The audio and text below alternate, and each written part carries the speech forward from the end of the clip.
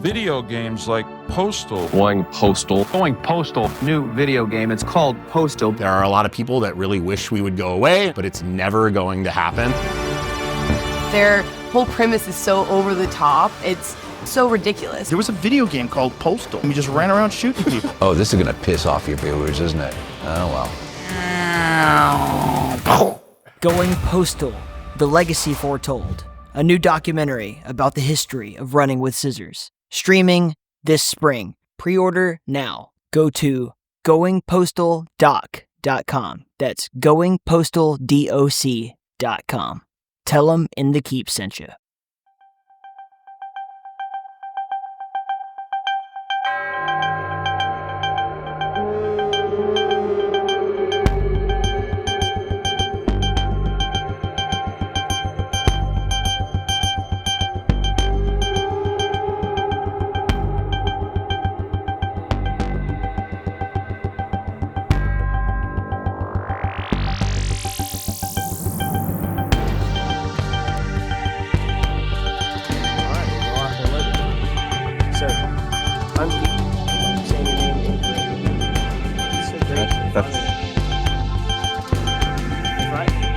Yeah, that's pretty good. Yeah, I've never been to Finland. I've been to everywhere around Finland, but for strangely, never made it there. So, your language is deeply annoying. It's the single hardest language to crack, I think, other than Sumerian in the whole world. So you'll have to help me along. It's pretty different than everything else. Yeah, it's gonna be fun, but we'll do our best. And if we screw anything up, we just all shout "perkele" together, and we'll move on. Oh wow! Yeah. No Finnish. Oh, just that one word. Okay, so we have Mike along with us. So MK Schmidt, still record holder for the most appearances on the podcast. Probably never going to be broken, but he is a super duper fan of yours, and I promised I would let him gush. So I think we should let him go ahead and do that now, and we'll use that as a segue to get into your game. Okay. Oh, thank you. Thank you for that opportunity. Antti, I just want to say thank you for making that game, Dreams in the Witch House. It's always been one of my favorite Lovecraft stories, but it's also one of the most frustrating for me to read because the guy, Walter Gilman, he behaves so irresponsibly. And I always thought, if I was in that situation, I could totally handle this better than him. He did everything wrong. And the game was just the fulfillment of that, being able to go through the story in a way where I can behave the way I think I would have in that situation. And it was just perfectly done. Thanks. Wonderful work. Wonderful work. I saw this as a complaint by some people. Some of the survival mechanics were a little bit rough, but I thought that just added to the whole atmosphere and made it feel like something was at stake. You're not just clicking buttons, to see the next part of the story. It was a really well balanced. There's very few point and click adventure games in which you can die. Right. Yeah. The early Sierra ones, there you could die, but it was sudden deaths. Yeah. Well, die, lose your soul, all these things were possible. So where did the idea for Dreams of the Witch House come from? Were you just reading a book one day and decided to make a game, or? Let's see. I guess it was 2014 when things started to move forward. I don't consider myself as game development is a new thing for me. My background is in film. I'm an animator and a filmmaker, and I teach animation and have directed short films and even one live action short film. But then, it's a little bit silly how it started because I was kind of thinking that, I had money problems, and I kind of was thinking that you can't make money out of short films. if you're lucky, you will get money to make the short films, but nobody is going to buy the short films anymore. You put them on YouTube and people watch them there. There's no tradition that people pay money to see a short film. So I was very naive, and I kind of thought that, what about games? Like, people like games and people buy games, and I like games. I have played games my whole life. So it mustn't be like I'm a clever guy. I'm sure I could make a game. Uh, and then I kind of jumped to it, and I was looking for different game engines, like what would be simple and free. And I stumbled upon Adventure Game Studio, like free community-based program or engine. And I was like fiddling around with it, and I started to I guess I had an idea for a detective game, and I started to make it. Like months passed, I was kind of frustrated. It was so slow, and it was quite difficult to learn the game engine because I had no background. Before that, I had only made like mods or a Silent Hunter submarine game. So it was very different. So I kind of abandoned my detective game. Like it's not so easy after all. Like I was thinking, and then time passed. But the idea of the game still kind of hovered in my mind. Like what would be a nice game to make? Something that I would be like motivated. And it was basically like a lightning bolt struck from the sky. Like one night, I have the big Necronomicon H.P. Lovecraft, that collection of short stories, and I was rereading it and reading the Dreams in the Witch House, and then it just like instantly snapped in my head that, wow, this would make an amazing game. Like I felt that I want to be inside this story and be like active protagonist, be Walter Gilman and like explore in Arkham and like walk around and go to a store, go to a lecture, suffer these strange incidents in the night and struggle against brain fever and like lose your sanity and Arkham was like the best setting for this kind of thing and I was so excited about that idea that I just kind of jumped on it, and I had no. At first, it was supposed to be just like a hobby project, like a free, like a really short game, and I would release it for free. But as I get better and the game kind of started to progress, at some point I decided that like this is pretty good and let's do this properly and let's make it into a real game. And so it was really my passion and I worked on it. I think I started it in 2015, making the game and released it in 2023. So it was like 8 years.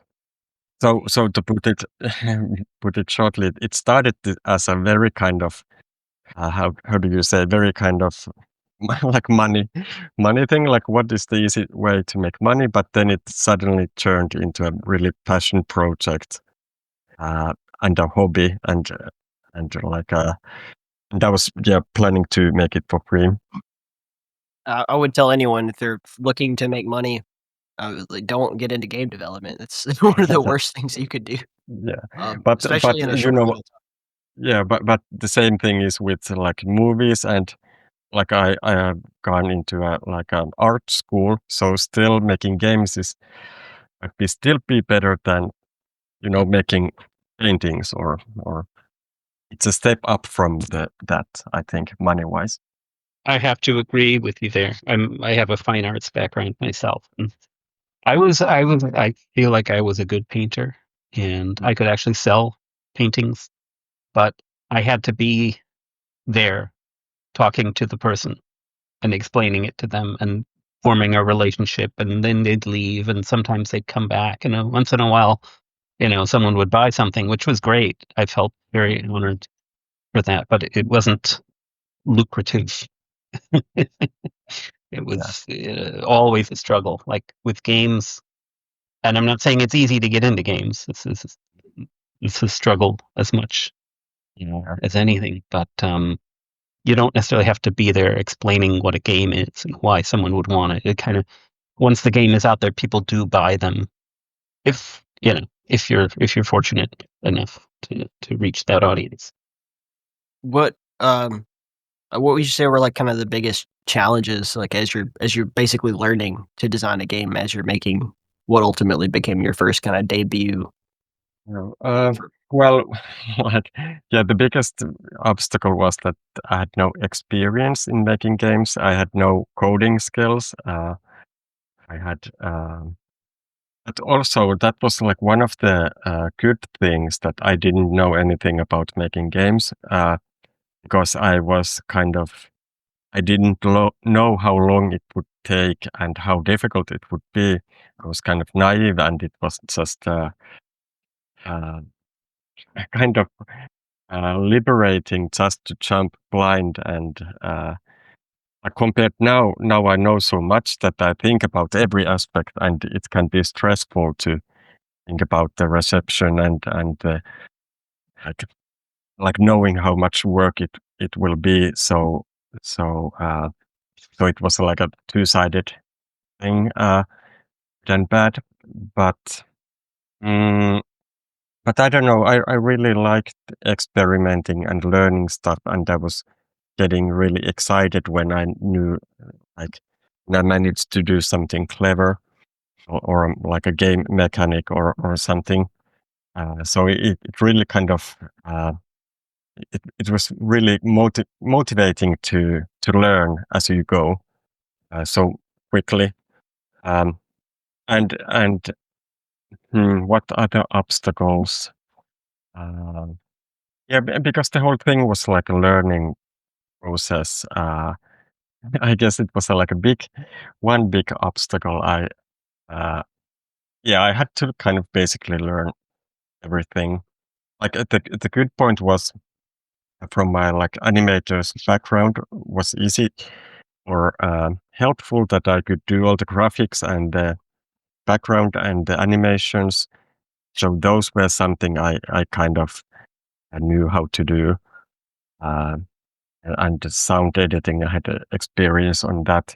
But filmmaking background was helpful. Uh, but I think it's like easier to learn how to code than to learn to draw or paint. Uh, I feel like that, and I was getting help from the adventure game studio community. They were really helpful, nice community, and they helped with the code. So that was nice as well. Mm. And also, well, because it was my first game, I had no idea about the release, so that was the really kind of a nerve-wracking thing. And maybe also that because I had worked on the game so long, I kind of became blind to it. And I had a couple of really good testers who had like been playing the game for many years. They really loved it, and I was feeling confident because they were like loving it. But then I kind of realized that when a completely new person started to play the game, they were like, they didn't have a clue what to do. They were really lost. So I think for the last year, I was just trying to make it more approachable and trying to add all these guides and hints and kind of things to make the game more approachable. So that was one of the biggest um, obstacles. Also, okay, now I remember more of. Also, of course, because this game combines different genres, like elements. It's a point-and-click game and a survival game and like a role-playing game. So one obstacle is that, like somebody said that, like if you make just a point-and-click game, the point-and-click fans will love the game. But if you combine these elements, they have to love these other elements as well, and it can be more difficult because some point-and-click players don't like survival games and vice versa. So it could cause. I didn't think about that beforehand because I was just making my own dream game. I didn't think that there might be people who get upset when you mix stuff. Yeah, I found that when I first started playing it, it was difficult for me to tell. So, like, if something happened, and like, oh, I'm dead now. Yeah. Being a point and click adventure game player, I didn't really know if that, like, is that the end? Okay, cool. Well, I guess that was the end I got, and that was it. And I didn't immediately understand, like, oh, I just keep going until I find more and more and more. And of course I did. But it does it so many interesting ways. Like you have this like sort of insanity kind of thing that it drives you constantly to keep Walter's character in line.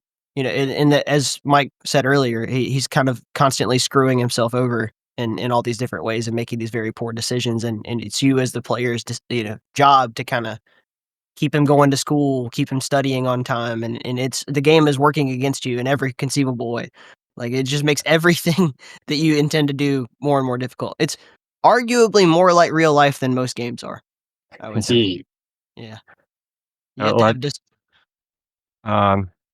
Again, because I was like playing and testing it for so long, I guess I might have, like, I thought that it was too easy. Like there's no way how, I always got a good ending, and I wanted that it can be like tricky situations, like that you really have to kind of like think about. Okay, okay, I have no money. I'm sick and it's raining. I have a lecture. Like maybe I stay inside. Maybe I'll skip the lecture and like lose the, or maybe I miss the exam because I have to. Otherwise, I will die. So I wanted to put those kind of situations in the game, and later on, I added the difficulty levels. So that because some people just want to experience more casual in play, so there's the easy difficulty, which should be a little bit more stress free. But yeah, like many have said that, like first you play the game, you get a bad ending or you die, and then next time you know the rules and how it works, and it's much easier. Of course, like it could be. I don't think there is a way to make a tutorial that explains it so well, or maybe there should have been, I don't know, maybe 5 days just for tutorial. But yeah, it's not made because I was kind of making my own dream game. I really didn't think about that much about how games are made like normally, or how people like what is the reception of the game. I was kind of making a game that I would like to play myself, and I understand that it might not be the easiest one, but it's been so great to hear from many people that like Mike said, that some people just really love it and kind of understand what I was trying to do with the game, and play it like in some Steam reviews. I can see that there's like 60 hours. Like somebody has played my point and click game for 60 hours. Like normally you play a point and click game, it's 5-6 hours. and then it's done, and you probably won't play it again. So I have so it, 23 hours in the game, so I'm slacking. oh I wow, need to get back in. that's nice. I have So 26.7. I wouldn't For put a guy with a podcast though, he probably knows I more wouldn't than put too much emphasis on the time played, because like I have games that I've played a lot longer than this, but they didn't have the impact of this one. Mhm.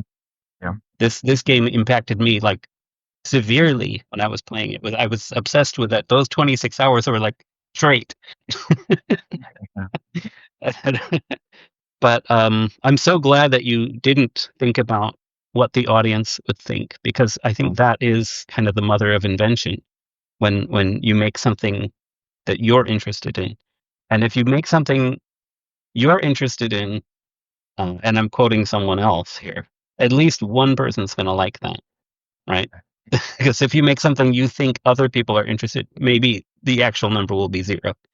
So Yeah. I think I'm glad you did that. Yeah.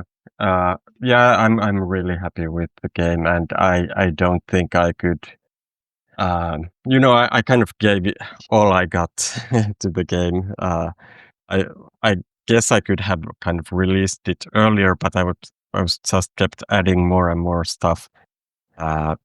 So I probably won't make a game like that, like like like that kind of deep anymore, because I'm too old for that. I don't want to spend next 8 years making the next game. But I'm really happy that I did it this way. So yeah, it's my special my other child, to speak.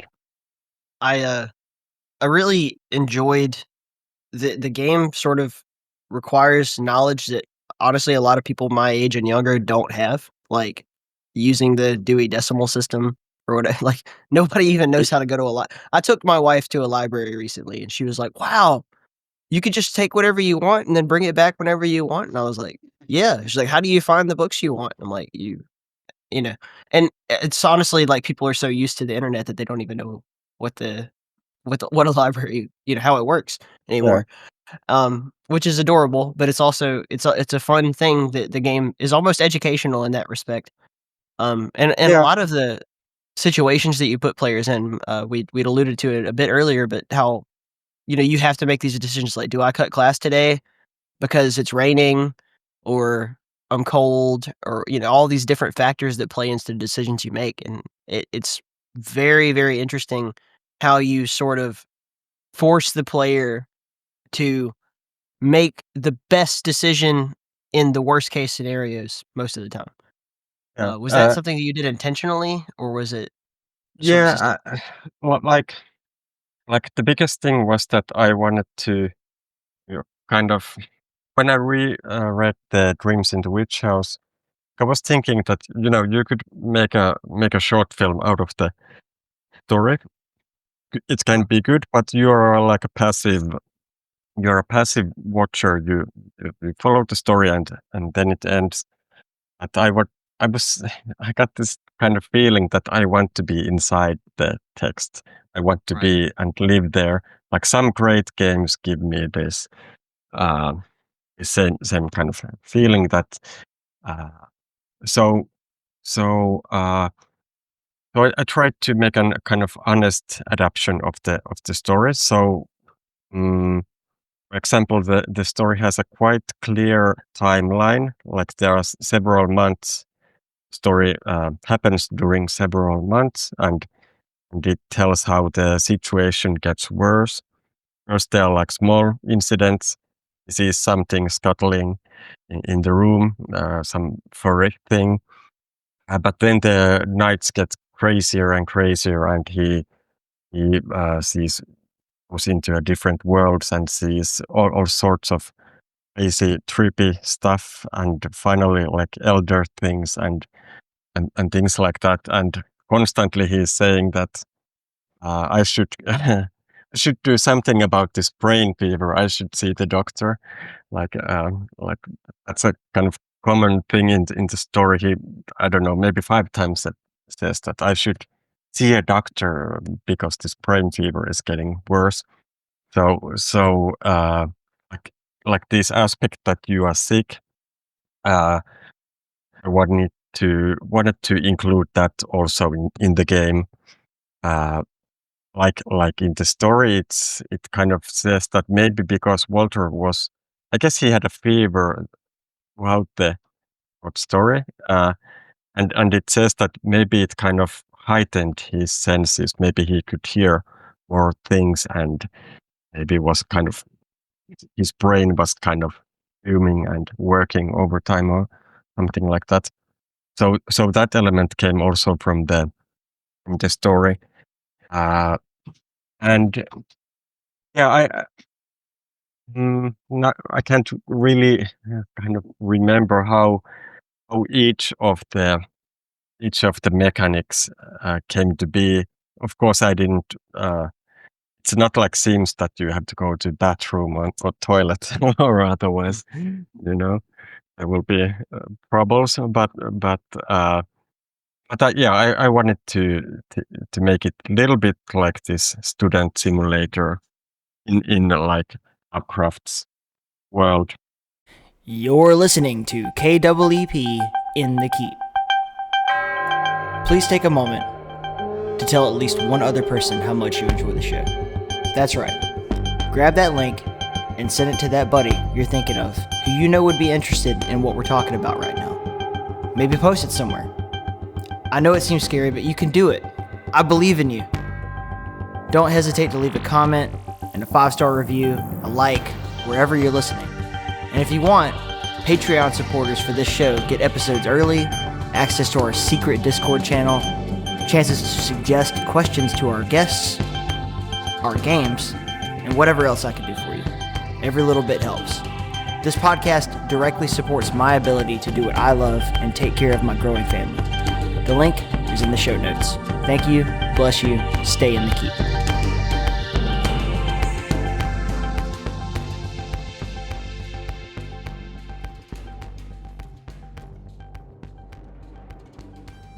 Yeah, doing chores around the house, even, and then like burning time during the day. It's another fun part of the game is the time management aspect of it. It's like, well, if I do this, then I can't do that. Very. That's the game loop, right? You're spending a day, over and over and over again, and you have to choose. Before I forget, I just want to highlight the soundtrack is just one of the best things I've ever heard in this game. Yeah. Like I bought it immediately when it was available, and it's on my iTunes. But it's those say that Troy Sterling Neese is the composer. He's amazing. Brilliant. He worked on the H.P. Lovecraft Historical Society's radio dramas, and also the feature films, the Call of Cthulhu and Whisperer in Darkness. So okay. So I didn't know he knows. Fantastic. I think at one point I tried to get in touch with the Lovecraft Historical Society to do something about the podcast. I never got a response. It's funny that you bring that up. Maybe that's my end. There you go. We made this short film in 2017 called Sound from the Deep, which is like Lovecraft, like inspired by his works. You should see it. It's on YouTube. It's happens on an icebreaker or like a science vessel going for looking for oil in North Pole, and they hear mysterious sound. So anyway, the film was selected to the H.P. Lovecraft Film Festival in 2017, I think. Had already started to make the game. I had made it for a couple of years, and I knew that the Historical Society guys would be in the festival as well. So I had already in mind that it would be great to have Troy do the soundtrack.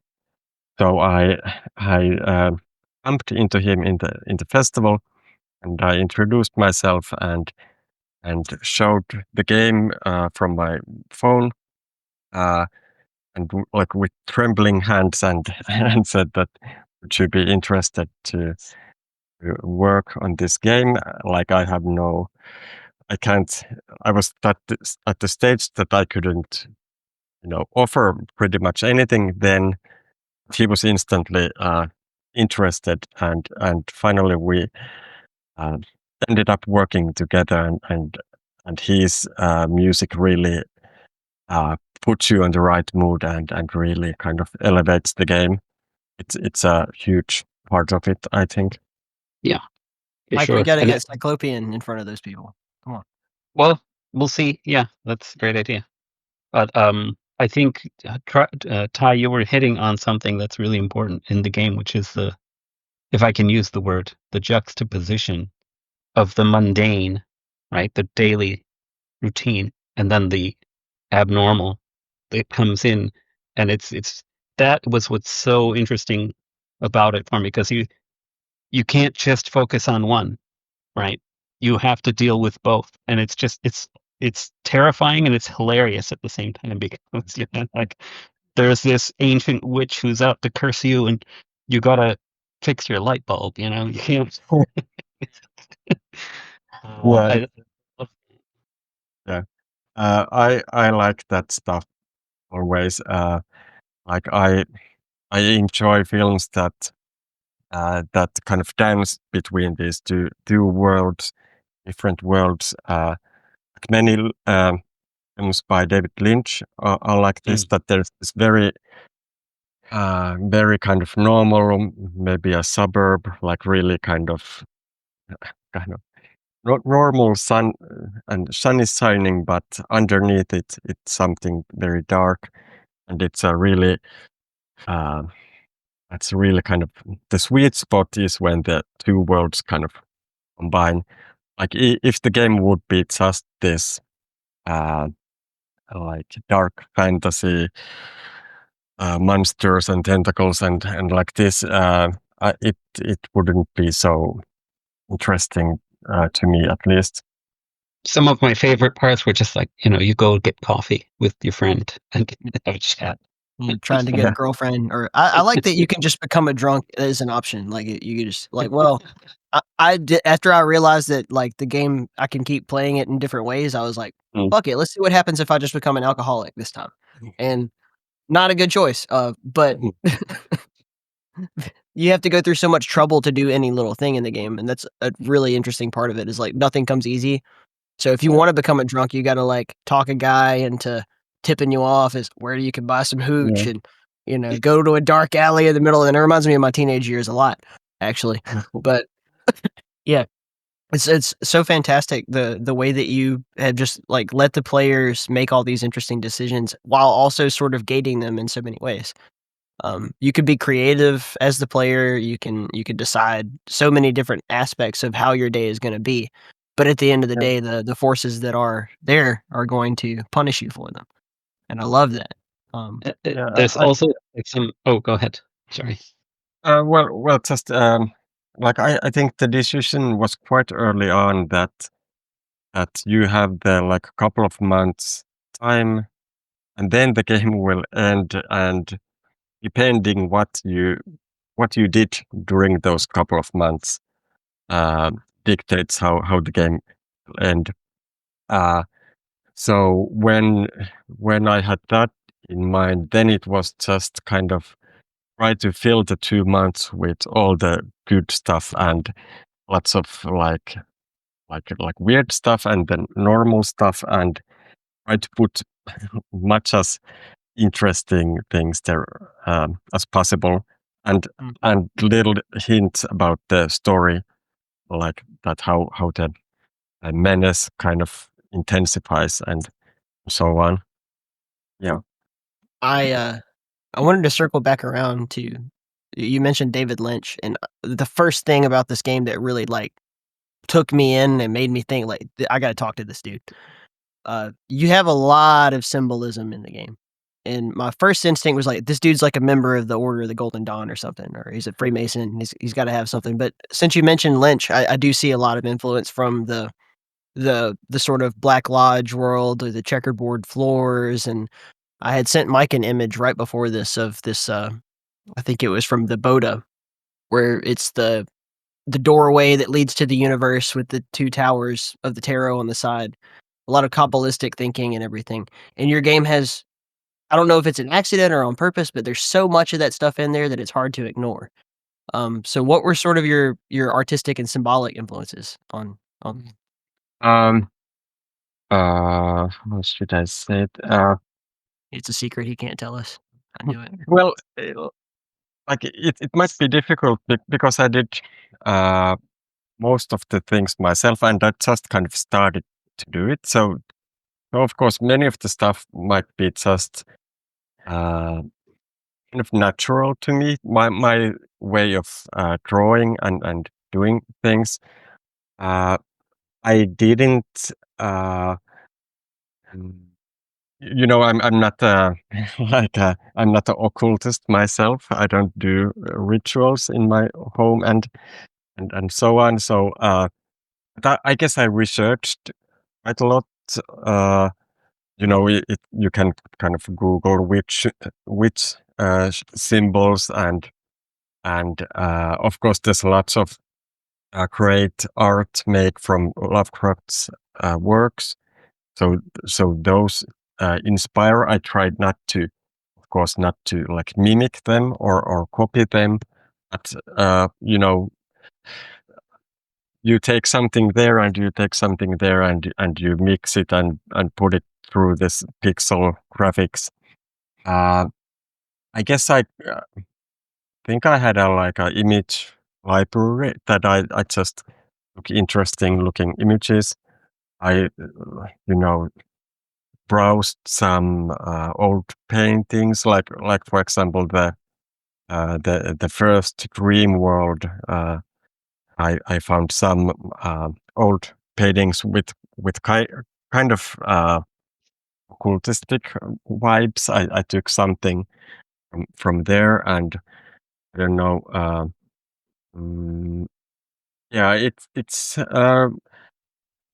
pieces from here and there, but the point is that like this is like now I spoil everything when I tell you how I did it, but the point is that it gives you a feeling and it feels concise and it feels everything has its meaning and place in the game. So it might be like the kind of it's not a good answer, but some things you just kind of Google and find something interesting and then put it in your game and it looks amazing. But yeah, like today, like if I, let's say a couple of decades earlier, it would be much more difficult to make this kind of game and do the research. You would have to go to the library yourself and study books. And now it's really, really easy. And with like AI is even more, when you do research now, AI is much even easier than some Google search. So Right. So yeah, it's quite easy to jump into the deep end and study these things online. Yeah, I feel like if you were to go to ChatGPT and be like, show me some esoteric symbolism, and it's just gonna pull straight from, like I said, Order of the Golden Dawn, Freemasonry. Yeah, It's gonna be pulling a lot of that stuff. The Theological Society, or Theosophical Society, my bad. But all that stuff is what I find the most interesting about the fact, you said you were just kind of like looking for it, but in a way, the universal language of a lot of these symbols is there regardless of whether or not it's an esoteric thing. It's just, it is. Like, people, when they see a checkerboard floor, whatever that reminds you of, it reminds you of that. Or if you see the Eye of Horus somewhere, or the I don't know, the pyramid, or the all-seeing eye, anything like that, it's so ubiquitous throughout all of our society, especially in America, because we were a country founded by Masons. So all of those symbols are just like everywhere. Yeah. Okay, now that you said it, there is the black pyramid with the eye. I don't know if there is a word for it, for that symbol, but that's I'm not sure if did I found it somewhere or was it like where it came, but it's a nice kind of image. I like it. It's called the Eye of Providence, which Okay. is probably why Lovecraft's hometown is named what it is. And I Oh, think he was probably quite likely exposed to a lot of this stuff. yeah. He was reading, books about all of it. The Alchemist is one, not just his short story, but the book The Alchemist also pulls a lot of this stuff together. Yeah. Well, And these, yeah, I think yeah. Like one thing that what was really fun to research was the Miskatonic University has the library and it has an occult section. So to come up with the books that might be there, and then I researched like what books would they have during that time, and like basically for the whole library, I researched. I filled it with books. So when you go through the index cards, those are actual books that were like could have been in a school's or university library at that time. So I remember like one summer, 2 weeks I was alone home and just like studying these books. Like it was beautiful summer days outside. I had like curtains drawn, and I was just looking at these books, copy pasting the names and doing a little bit of research that what they are all about. So the occult section has like real books as well, like Blavatsky and um, Malleus Maleficarum and things like this. Uh, and on top of that, of course, the Lovecraft greatest hits, yeah, Necronomicon. Can I just add that I think all of that I loved like having to study a book and take the test and see what I learned, and so, like that was you gamified like study in a way that I've never seen it done before. But I also love the fact that you incorporated. I think what Lovecraft was after. I don't know.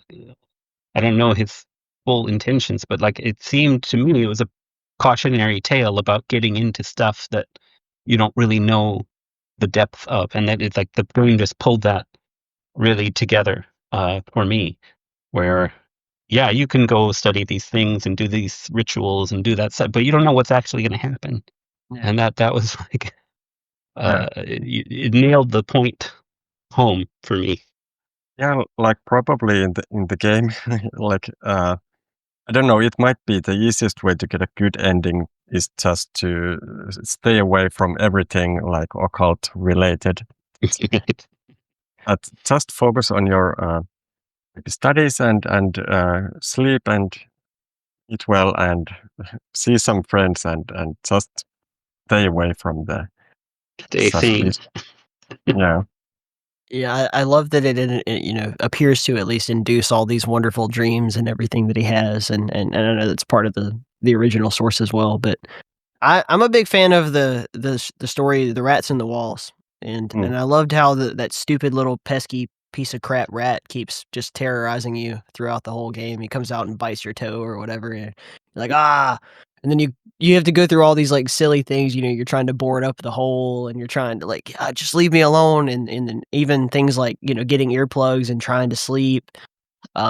Just it reminds me so much of like the house that I grew up in, and not that I had rats biting my toes, but just like I just want some peace and quiet, please. And Walter, have you guys ever seen the movie Meet the Parents with Ben Stiller? I'm familiar with it. I never watched it. You really should. It's a comedy. It's a dark comedy movie where him and Robert De Niro plays this sort of father-in-law character. But it's the same principle in that the entire movie is just watching Ben Stiller's character. His name is Gaylord Fokker.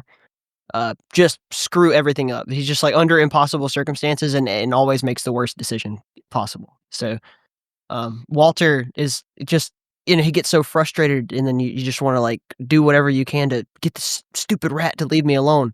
Little do you know, on the other side of that wall is a whole world of horrors waiting to unwind on you, and there's really nothing you can do about it. It's sort of the inevitable, and Lovecraft talks a lot about that, like these forces that are just bigger than us. They don't care about us. They don't even. Well, in the game you can kind of change the story because not to spoil anything, but you can get a good ending in the game. You can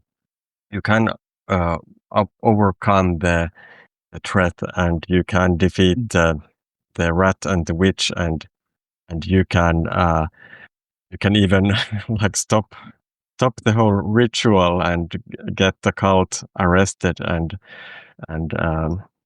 so Can I just that's say that? Can I just say when the rat Yeah. was killed? You just said you can defeat the rat, so I'm hope I'm not spoiling things. You can always cut this out, but that was one of the most joyous occasions of my entire life.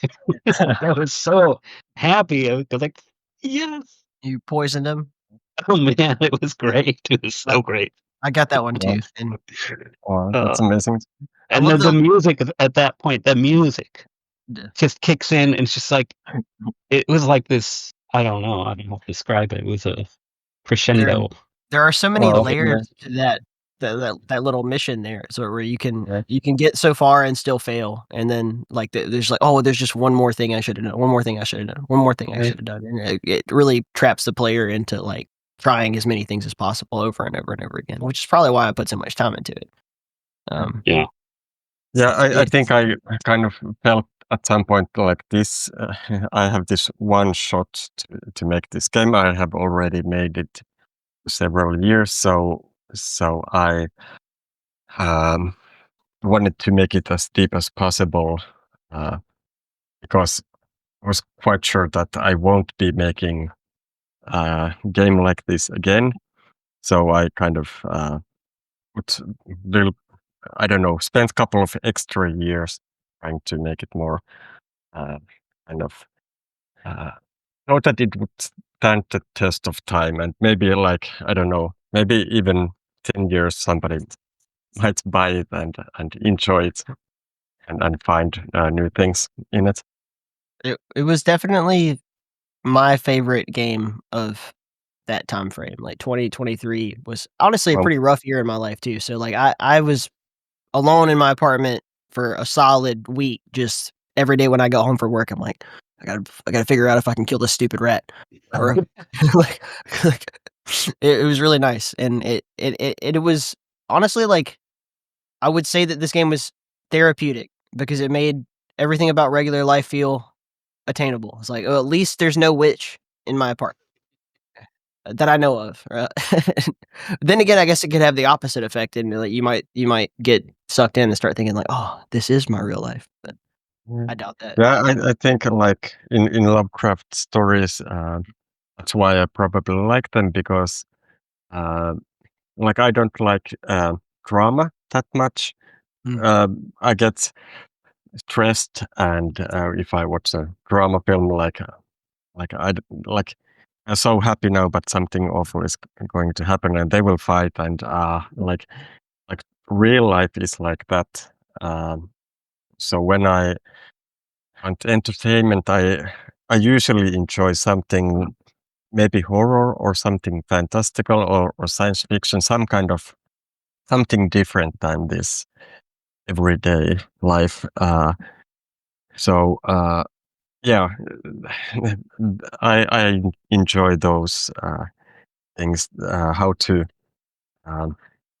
like those special like, I don't know, fantasy elements. But in order to them to work, I think, like we talked earlier, you have to have that baseline, like that normal life, ordinary, mundane thing, and then the special fantasy stuff feels much more powerful.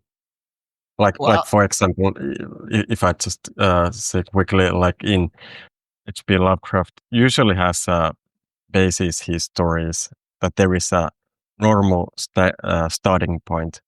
For example, like Dream Quest of Kadath. That's just weird stuff like all around.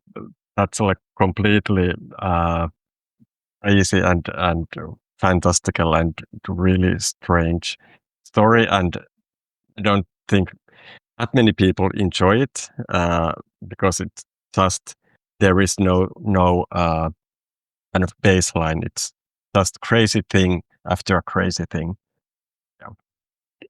You're talking to the #1 fan of Dream Quest. Oh wow! But yeah, I think I agree with you. I've been on Lovecraft forums on Facebook and stuff, and that is the general opinion about that story because it is so weird. And most of his stuff is based in some reality. And so that it's a different kind of approach. I love it. I read it when I was like 14 or something. So maybe I was in the right phase of my life to kind of really get into that. I think I like everything that he has written. But it's not probably the it requires a little bit more of effort to go through it, I think. Yeah. It was also not a finished. I mean, he finished it. He didn't like die while it was unfinished, but he never intended to publish it. So I think had it gotten a once over by the editor and stuff, it could have been tightened up, I think. But I just love the imagery in there. Just the all the different places and things and monsters and moon, fantastical cats going to the moon. Cats. Oh yeah. But I do agree with you, though. By and large, his work is based in his reality, and just it kind of starts off with the normal setting, and then he kind of veers off into the strange, which is what makes it resonate, I think, with a lot of readers. Yeah, he's very good at pacing and kind of like having something emerge onto a player. I'm thinking of something like, I don't know, the Juan Romero, where you just kind of get little hints along the way, and then at the end, speak, whatever. Or I mentioned the Rats in the Walls earlier too, but just kind of slowly dragging the player quite literally downward into the, now there's a big cult worshipy thing, and then boom, that's the end series. I love how his protagonists are always, they're very honest. They're very like forthcoming in their experiences and saying like, well, this is what I saw and what I experienced. I don't know if it was real. I don't know if it was a dream. I don't know. You can judge me, but this is what I experienced. And they kind of go through this struggle of explaining their experiences in a way that they're trying to rationalize. And that always struck me as like really powerful because like how do you process something like that if that happens to you? Right? It's an interesting time in history, like because Lovecraft would have come around during the same time that Freud and Jung were doing sort of their big works into human psychology and psychiatry and everything, and they didn't really understand a lot of these things, and the idea of madness, of going crazy, was the single scariest thing that could happen to you, losing your mind. And he plays on that so much, and that's a lot of what it is. Like, he defines it as not losing your mind, but becoming more aware of what's real. Right. And that's the go ahead. Our guest is speaking. And the time is also very interesting because science took huge leaps as well, like combined just psychology and so on, but also Einstein and quantum theories, and that kind of surprised me when I was doing the research. Like, for example, when I was doing the exams in the school, university. Of course, the exams had to have like information from during like late 20s, like 100 years ago. So I kind of researched what people knew then, and it was kind of amazing that you are already talking about different universums and like dimensions, and like Einstein is talking about quantum theory and like really wild stuff when thinking like it happened 100 years ago, but they were already kind of dealing with those same things that we are like even now trying to figure out. So it was very interesting that I think one of the key points that why Lovecraft is so people enjoy, because he mixes the science in his works, that they are not supernatural, like demons or like like in a way, they're not ghosts or angels, or maybe they are, but or maybe just humans give those names to them. But Right. yeah, it was a really They are and they aren't. Yeah. They are in the sense that that's what people would have called those things, right? Yeah, That was the exactly. name we gave to those things. Yeah. And they aren't in the sense that maybe their origins are within the realm of science. It's just a science we can't fathom Yeah. at this point. Yeah. You know? Yeah, so yeah, that's like I think the key point why it's so kind of interesting and fun, the mythology that he created. So you're saying that the fish people are actually aliens, right? That's what I'm gathering. I think they were here before us. Transdimensional. We're the aliens. Yeah. Yeah, I love thinking about that kind of stuff. I love like positing, like David Icke and his whole reptilian idea. I'm like, how do we know that some of the reptiles that would have been destroyed? I mean, we know we have surviving reptiles that didn't die at the end of the dinosaurs, Jurassic Age. Why couldn't some of them have gone on to become intelligent? And if they had this many million years, hundreds of millions of years to evolve, why do they have to be aliens from some other planet? Why can't they be infraterrestrials or whatever they call them, or ultra terrestrials? And It's it's the nameless city, right? there's so much interesting stuff that Lovecraft touches on in regards to life coming from the ocean. Like everything kind of harkens back to the water, and I find that And endless. also why it kind of it's interesting that he didn't have a clear system or like a mechanic. Okay, like a graph, but okay, this how it goes. And there were this and this, and then happened this and this. He mixes the names and the events, and there's no sort of like messy thing. You can't kind of decipher it. It's it kind of doesn't make sense, and that's why it's I think more fun that you can't just kind of how put it on labels and kind of The label for that, if I can have one, it's called the unreliable narrator, which he did brilliantly. You didn't like the guy explaining the story really doesn't know what happened, and sometimes he thinks he knows what happened, but as the reader, you actually see what actually happened, and it's not what the guy was saying. The case of Charles Dexter Ward is maybe the best example of that.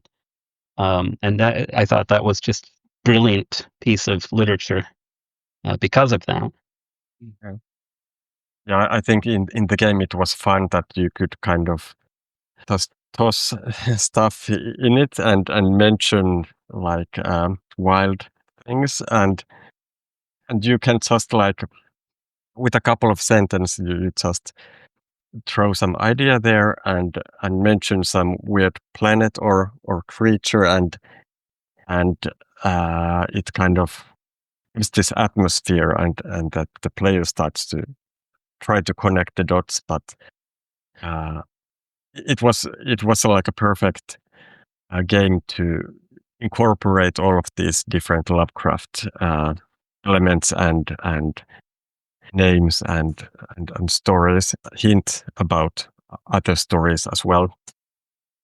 So, I mean, I'm interested, aside from Lovecraft, maybe growing up or just whatever, like what are the other authors, other movies, films, TV shows, whatever, things that influence you and things that capture your imagination that may have made their way into this? Well, like I'm was born in the 80s, so the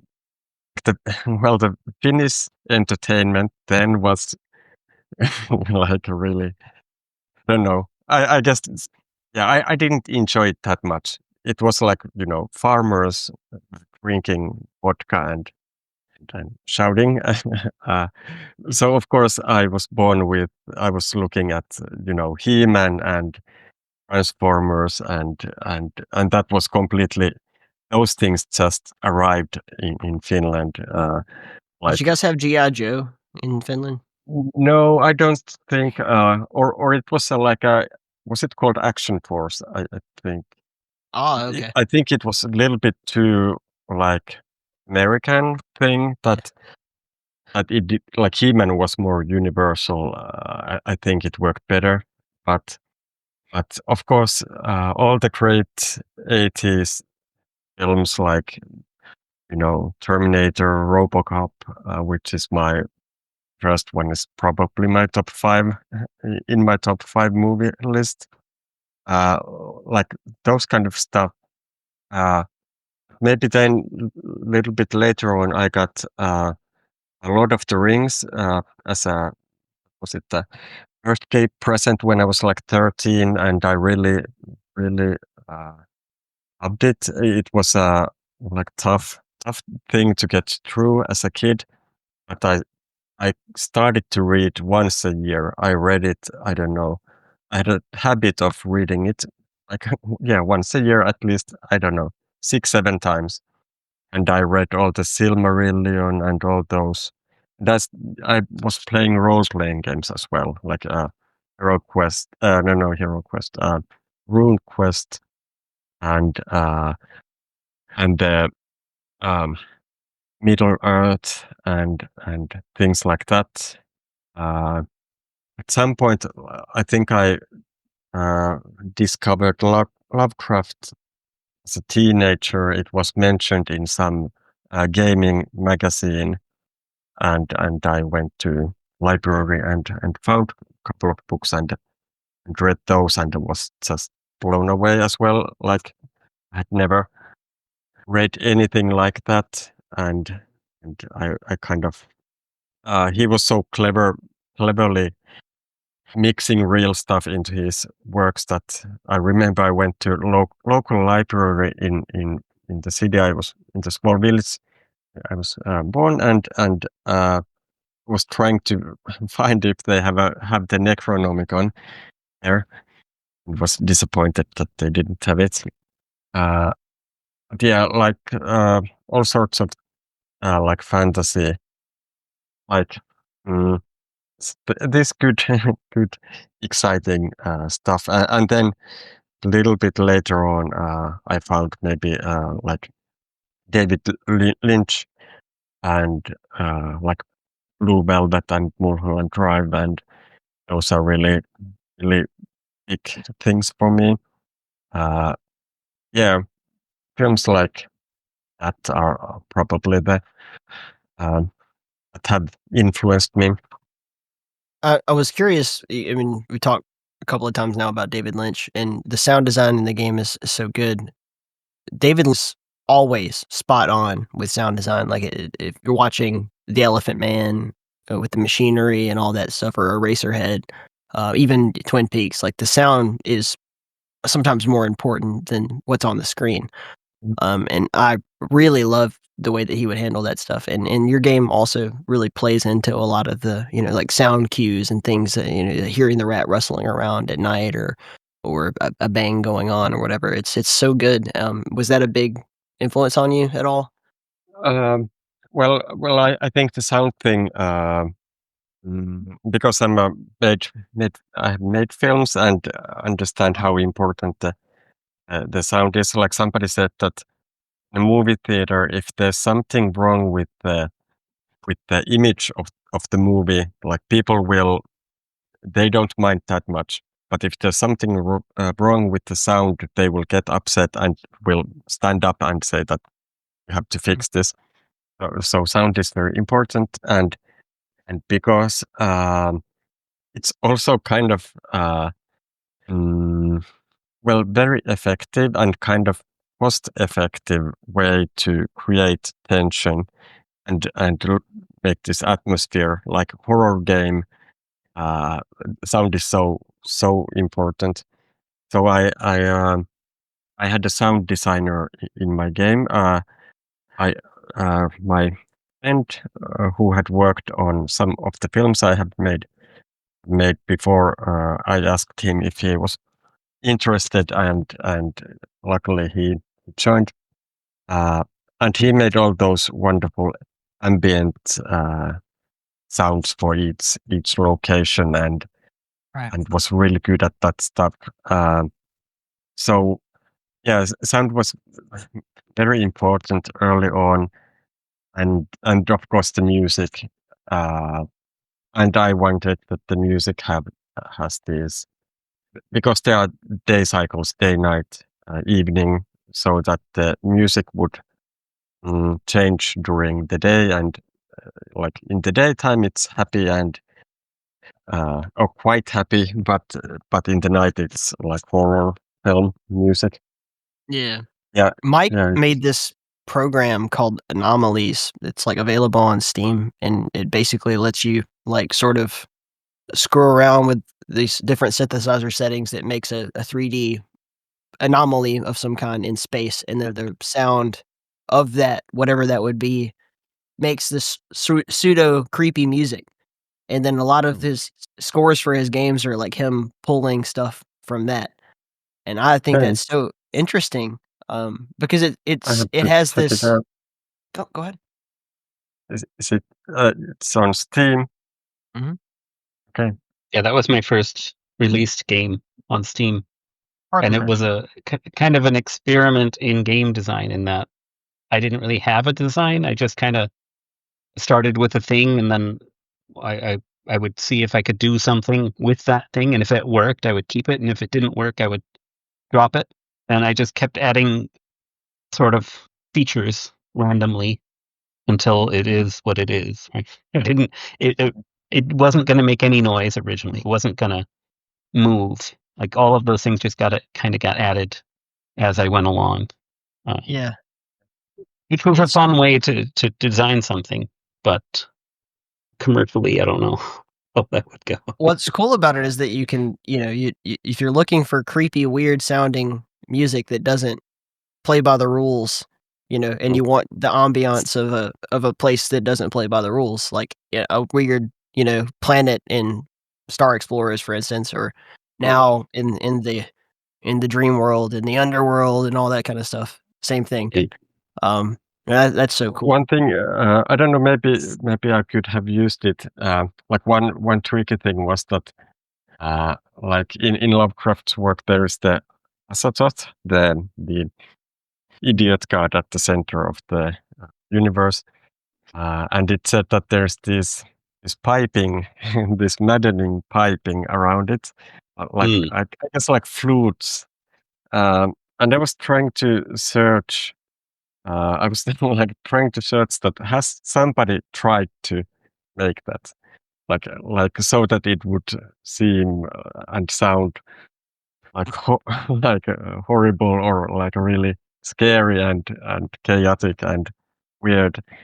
But I didn't find like anyone who had tried that, and yeah, I was thinking that it would be cool to include that, but maybe it was a too big challenge to try to kind of capture that idea. A lot of people I think, yeah. Go ahead. You go ahead. I mean, Anomalies didn't set out with that in mind, but I suppose that could be one interpretation of the result you get. Yeah. You're listening to KEEP in the Keep.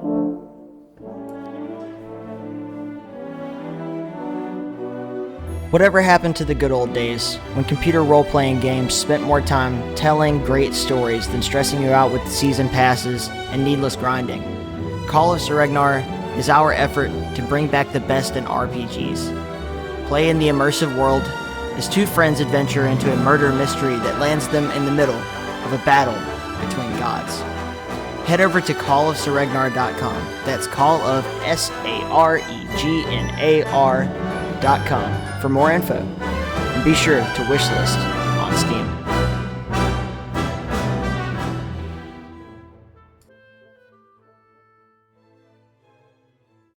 I was gonna say a lot of folks think that Lovecraft invented Azathoth, but that is not necessarily the case. The Zazasos was sort of the word that would get used to describe the zero of the Sephiroth, or if you're counting in Kabbalistic numbers, like the fool or the idiot. I don't know what it would be called, depending on what language you're in. But yeah, in the tarot, like the zero card, the fool is basically that same idea. And at the Okay. center of the universe, or also as the zero, it would be like undefined. Just the idiot idea being like that there is no definition of it. Mm. And he plays with that a lot. He did a lot of research into the occult for someone who was so scared of it, which is probably why it went crazy. And maybe wrote all of these warnings in all of his stories to tell other people, like, don't do what I'm doing. It's bad. Like I'm really losing it over here. I can't even leave my mom's house. Oh my gosh. But I wonder Yeah, I how. don't know. Go I ahead. don't know where he got those ideas. Like I think, like to well, if we talk about Lovecraft, I think it's might be that people imagine that he was some dark, brooding, I don't know, maniac who, who was like lurking around. But well, I haven't done so much research, but it's evident that he had a lot of friends. Like he wrote a lot of letters to other authors, and they had their own groups, and it said like he wrote like crazy amount of letters. It was like, I don't know, some ridiculous number, 100,000 or something like that. Yeah, he and Robert E. Howard were like best pals, pen pals Yeah. anyway. So Which is like if you are so active communicating with people and discussing things and ideas, and like like you are not you can't be totally out of your mind if you are like active socially. Mhm. I think.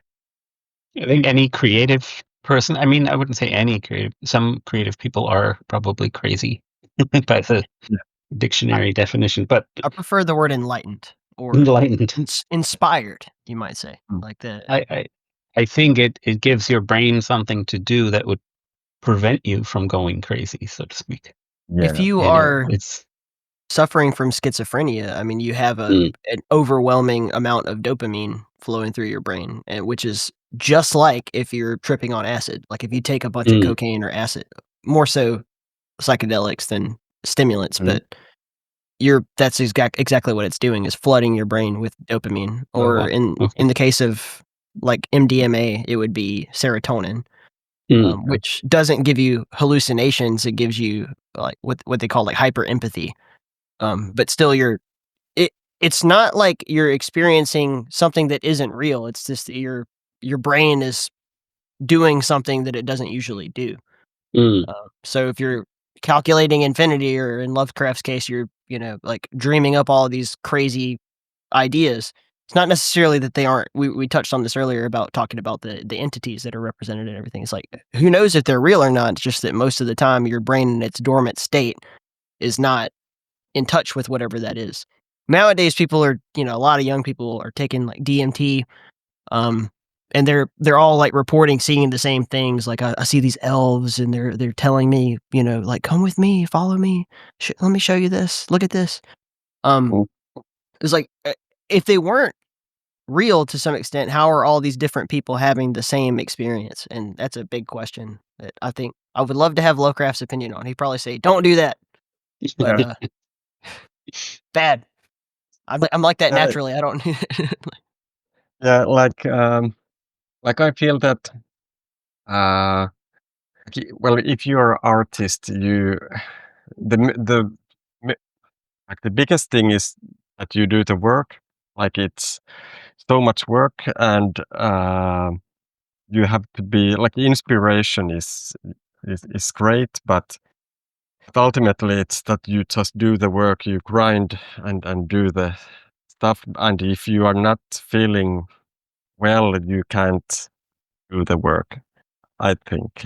So for example, if I, I made the game 8 years, so, and, most of time it's just work.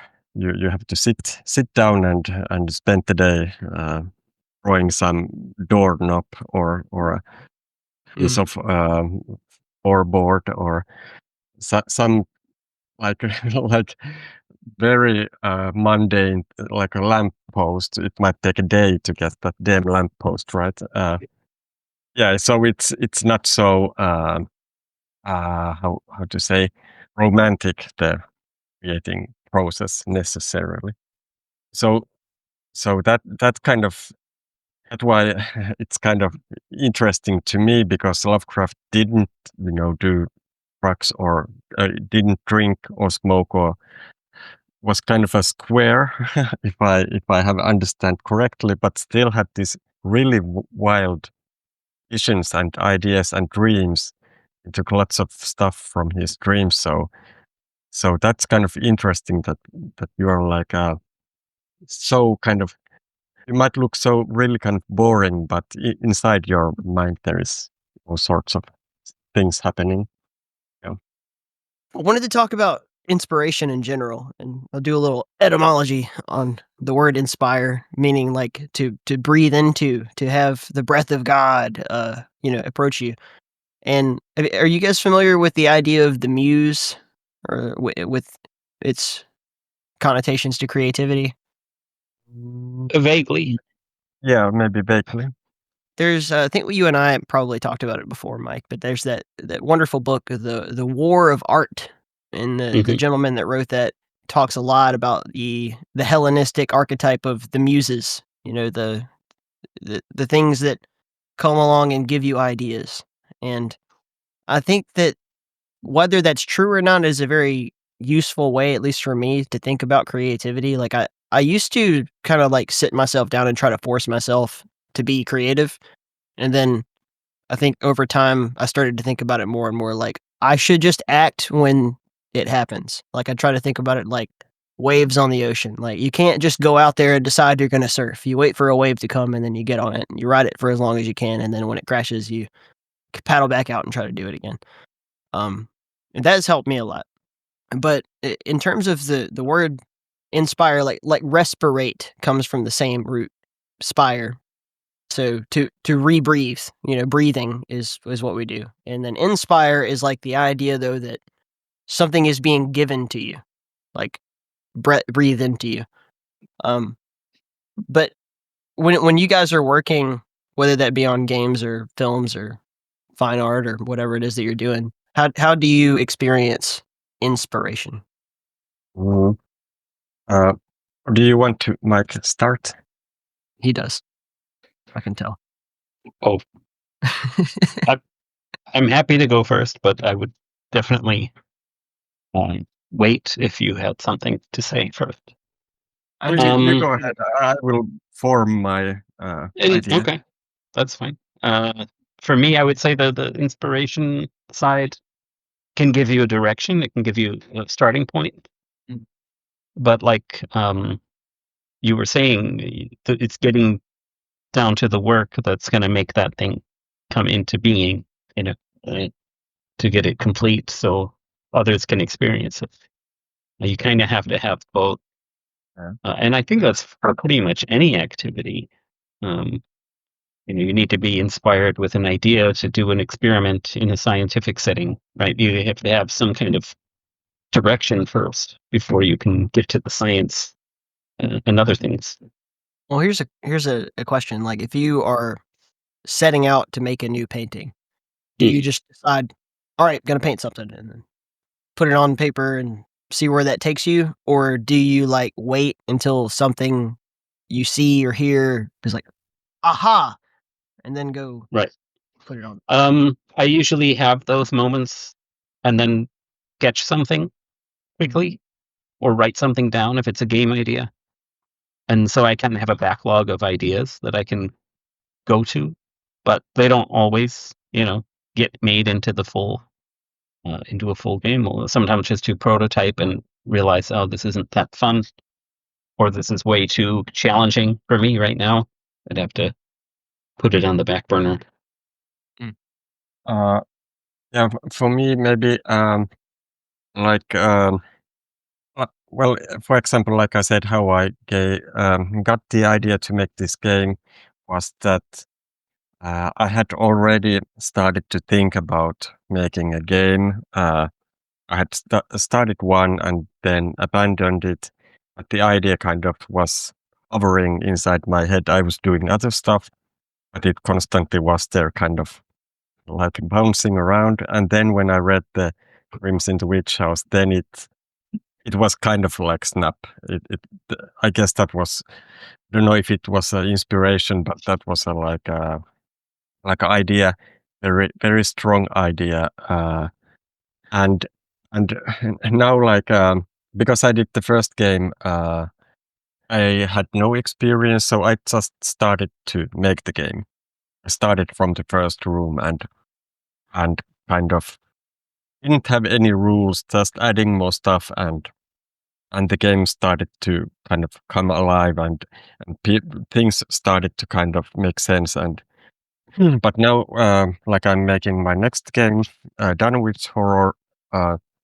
This time I kind of tried to okay, like this time let's be more professional. Let's write like a Bible for the game.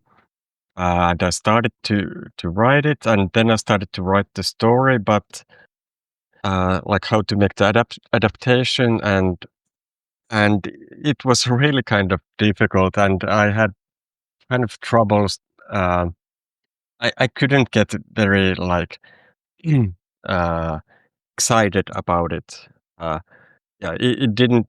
I wasn't excited. I was kind of doing work, and it didn't feel that good, and I didn't think the ideas felt that good. So I noticed that, like when I started, then I decided, okay, I need to draw at least one background first to see what what Dunwich would look like. And when I drew the background, things started to happen. Then I decided, okay, let's make a citizen of Dunwich. And then when I start to work on that, more ideas start to came, and this time it was more fun, and I kind of noticed that like some point and click adventure game makers say that they write the whole thing first. They have the whole game in paper before they write even a line of code. It sounds really nice and good, but I found that it didn't work for me. That I had to kind of start to make the game, and then ideas start to come, and like fun little things happen, and give new directions to the game. I have like a general outline of what will happen, but I like that there is this sense of well, inspiration and like improvising. But it's not locked, and I'm just filling the blanks. Yeah, and now that I'm still making the game on my own, I can do that. Nobody's saying that you can't do that. So yeah, I don't know if I answered your question, but yeah, to sum it up, maybe it's easier for me if I see something visual, and then ideas start to come to me. Yeah, I get that. Definitely, just like seeing something that sparks a train of thought. You know, like it might not even be really related to what you end up with, but it's just like, oh, that's interesting, and then it makes you think of something else, and there's like this chain reaction of events that lead to whatever you're ultimately going to create. Definitely can relate to that. I have a big habit when I'm especially writing. Like right now, I'm probably not supposed to talk about it, but I'm writing a script for a game, and me and my writing partner will constantly kind of come to this like, well, what should we name that, or what should we call this? And then we're like, we won't know. And I'll say, all right, well, I'll just write something and be like, okay, if nothing else occurs to us, that's the name. And if something else comes along that we're like, that's better, we'll just stick it in. But like it keeps me moving, and B, like I'm really just open to the idea that like if it's meant to be something else, it will occur to us. And then there are those times where it's like after everything's done, you're like, oh, I missed out on a great opportunity. But I just try to think about it like it was meant to be what it was, and I don't beat myself up about it. Whereas when I was first starting out, I think in creative writing, I definitely found myself getting stuck on I don't know what this little detail is, and I can't move past it. Yeah. I try not to be caught in that anymore. Yeah, It doesn't. I think they say that you kind of vomit the text on the paper, just do the worst thing, like just make the words, and it will, get better, and things start to evolve. But if you start with the idea, okay, this will be the greatest thing ever, and the Right. first sentence has to be the best sentence ever written, then you are stuck. I definitely found like when you're taking exams, and your teacher tells you to like, if you don't know the answer, just skip the question and come back to it later. And especially in math, but in a lot of things, I would do that, and then something else that I'm doing would be like, aha, that's what I forgot that one little detail. I need to go back and fix that. So I just try to approach everything like that. Like if I come to a part of the story where I don't know what to write, and I'm like, okay, not gonna write that right now. Mhm. And then I'll do something else, and then maybe that fills in the blank. Like, oh, well, if I'm doing this, then maybe this would be an appropriate way to segue from point A to point B. Yeah, After, and same.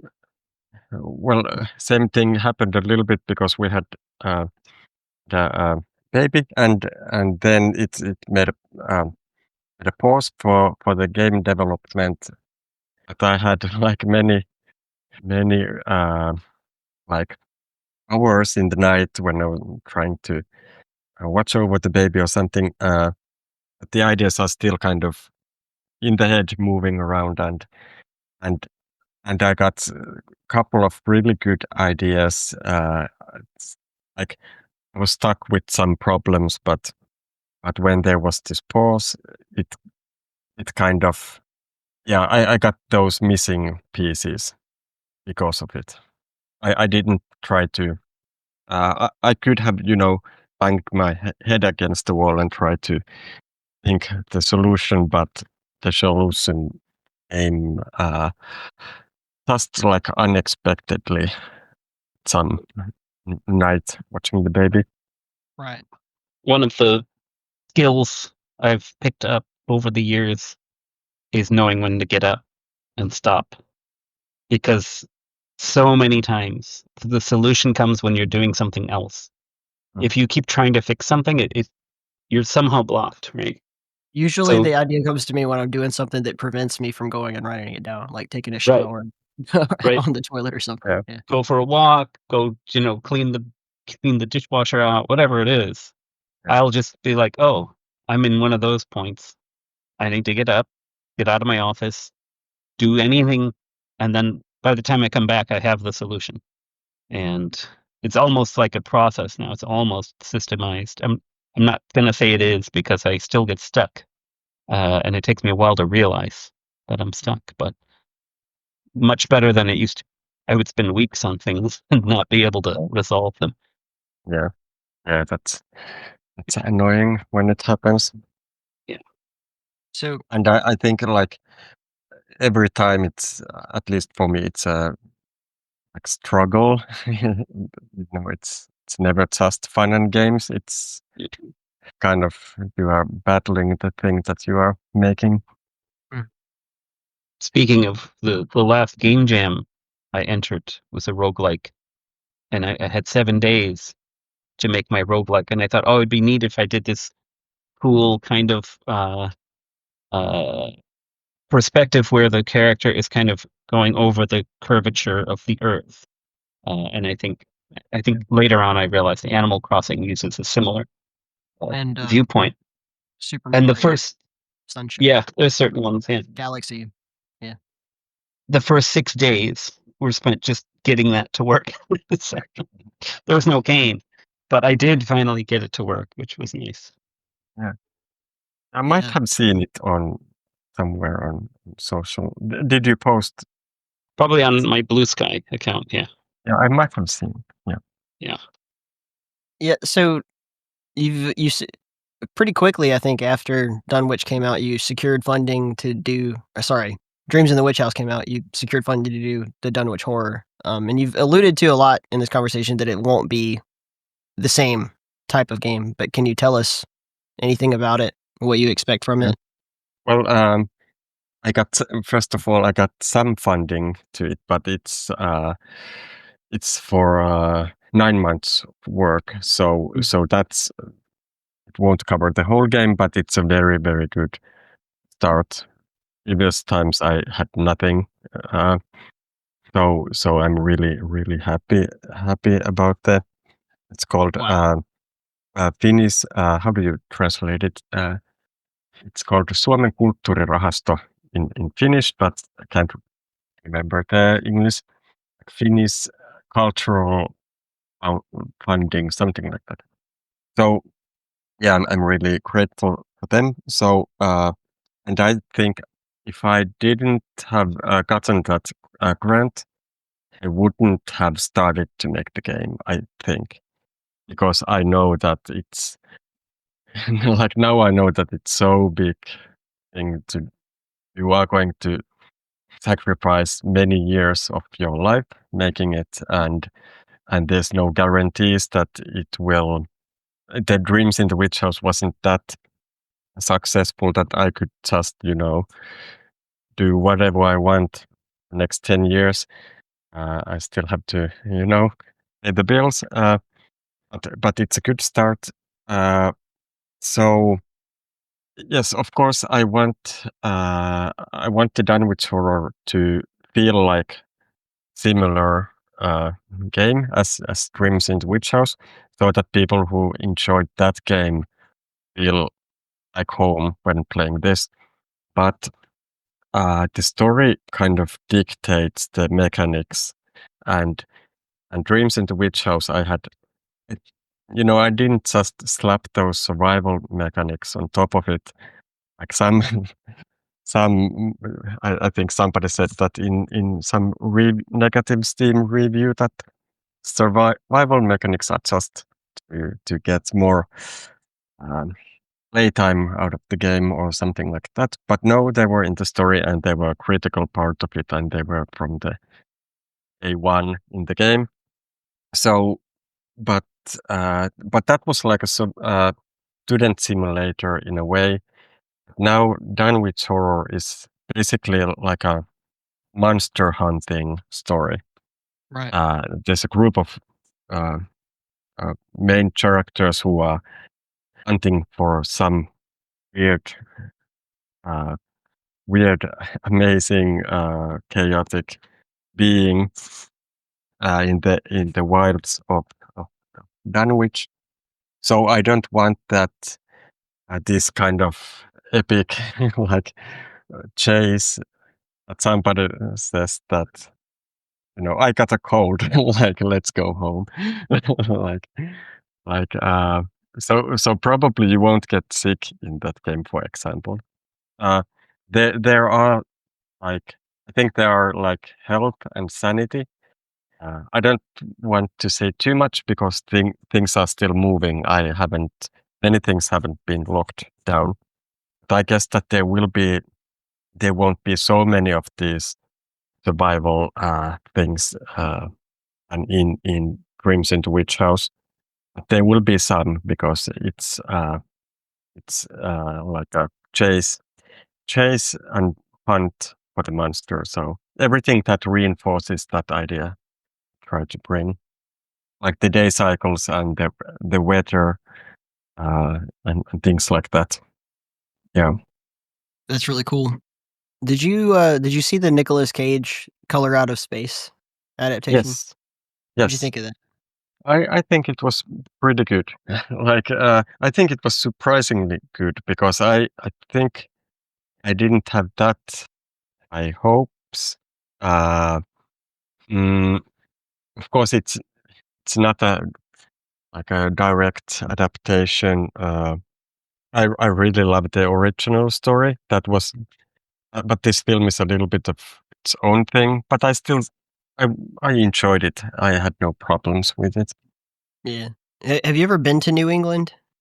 No, I've been the only time I was in USA was like when was the H.P. Lovecraft Film Festival. So I was in Portland for guess 3 days or something like that.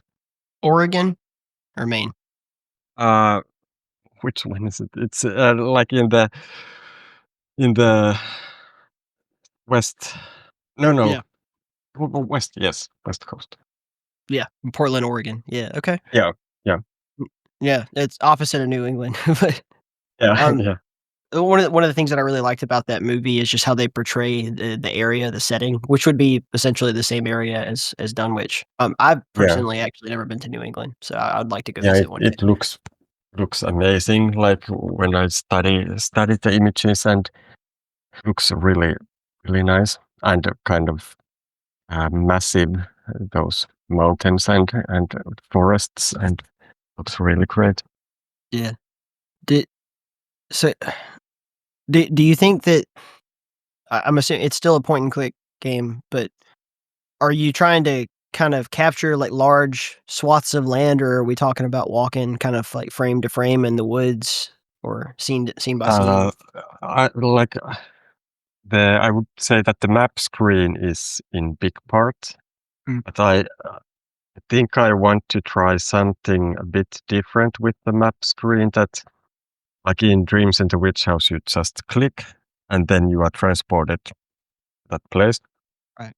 Uh, so I think there will be like traveling maybe on the map, and maybe something unexpected happens on the way, uh, and like you I don't know, maybe you accidentally bump into the monster before before you are like equipped to do that, and this kind of events might happen. I don't want to reveal too much, but I think the map screen will be important, and to kind of give sense of the wilds, the hills and the forests, and so you when you travel there, you are uh, like on like on your own, or maybe in a risk something nasty might happen. Right. What is the Dunwich monster look like in your mind? I can't tell you. Well, Okay. I can. Well, first of all, I can't tell you because I haven't run it yet. Mm. Like, but I try to do a faithful adaptation of the story, so I won't be changing it too much. Um, like it's a bit tricky.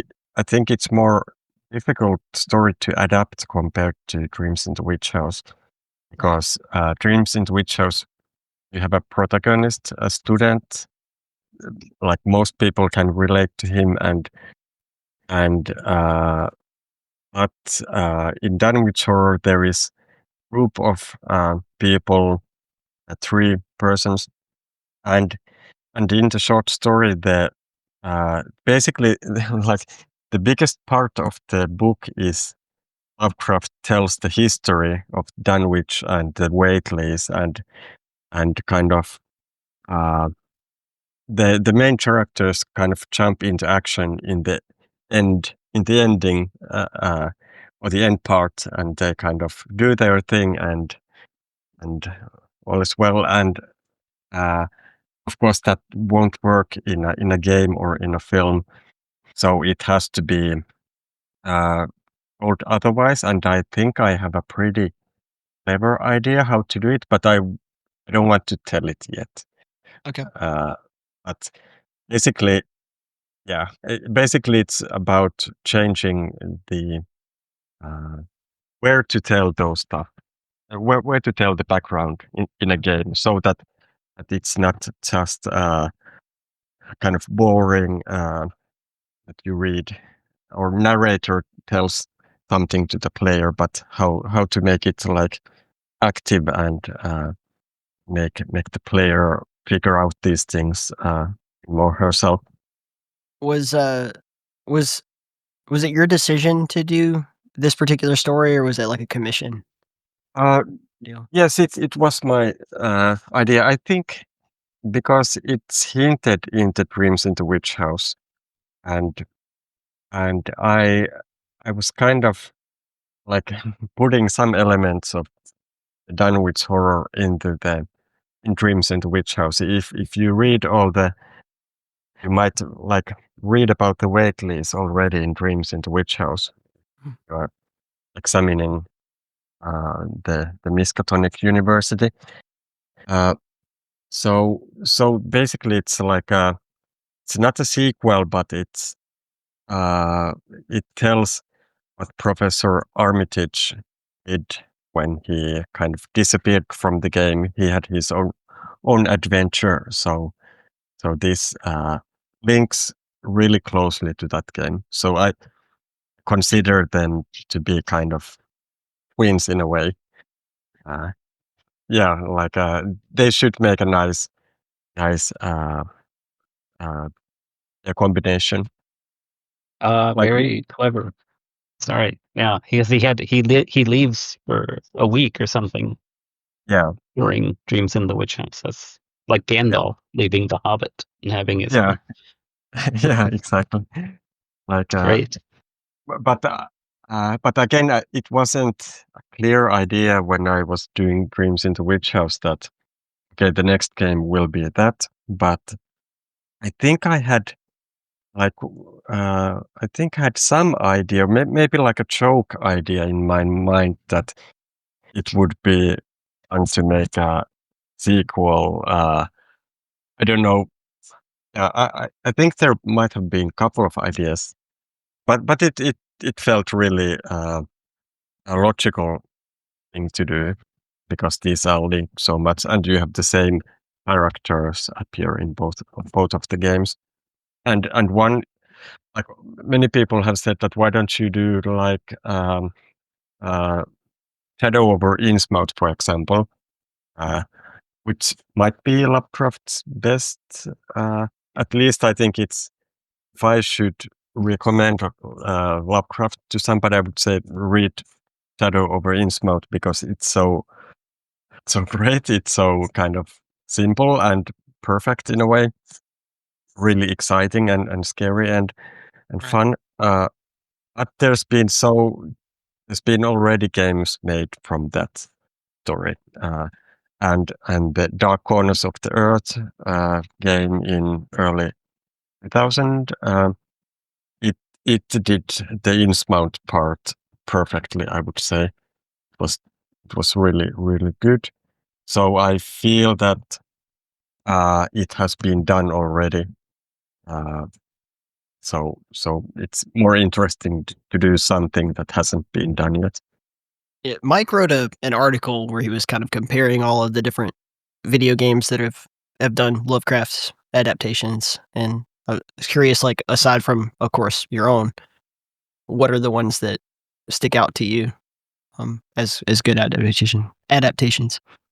You're listening to KEEP in the Keep. If you love this show and you love supporting indie video games, please take a moment to check out In the Keep's upcoming Stellar Valkyrie. Built in the GZ Doom engine, this retro first-person shooter puts you in the universe of space bird bounty hunter Falco, who is on a mission to save his ex-girlfriend from the evil Black Star cult. Just type birdgame.space, that's BIRD game.space into your browser. Hit enter, smash the wishlist button, and stay tuned.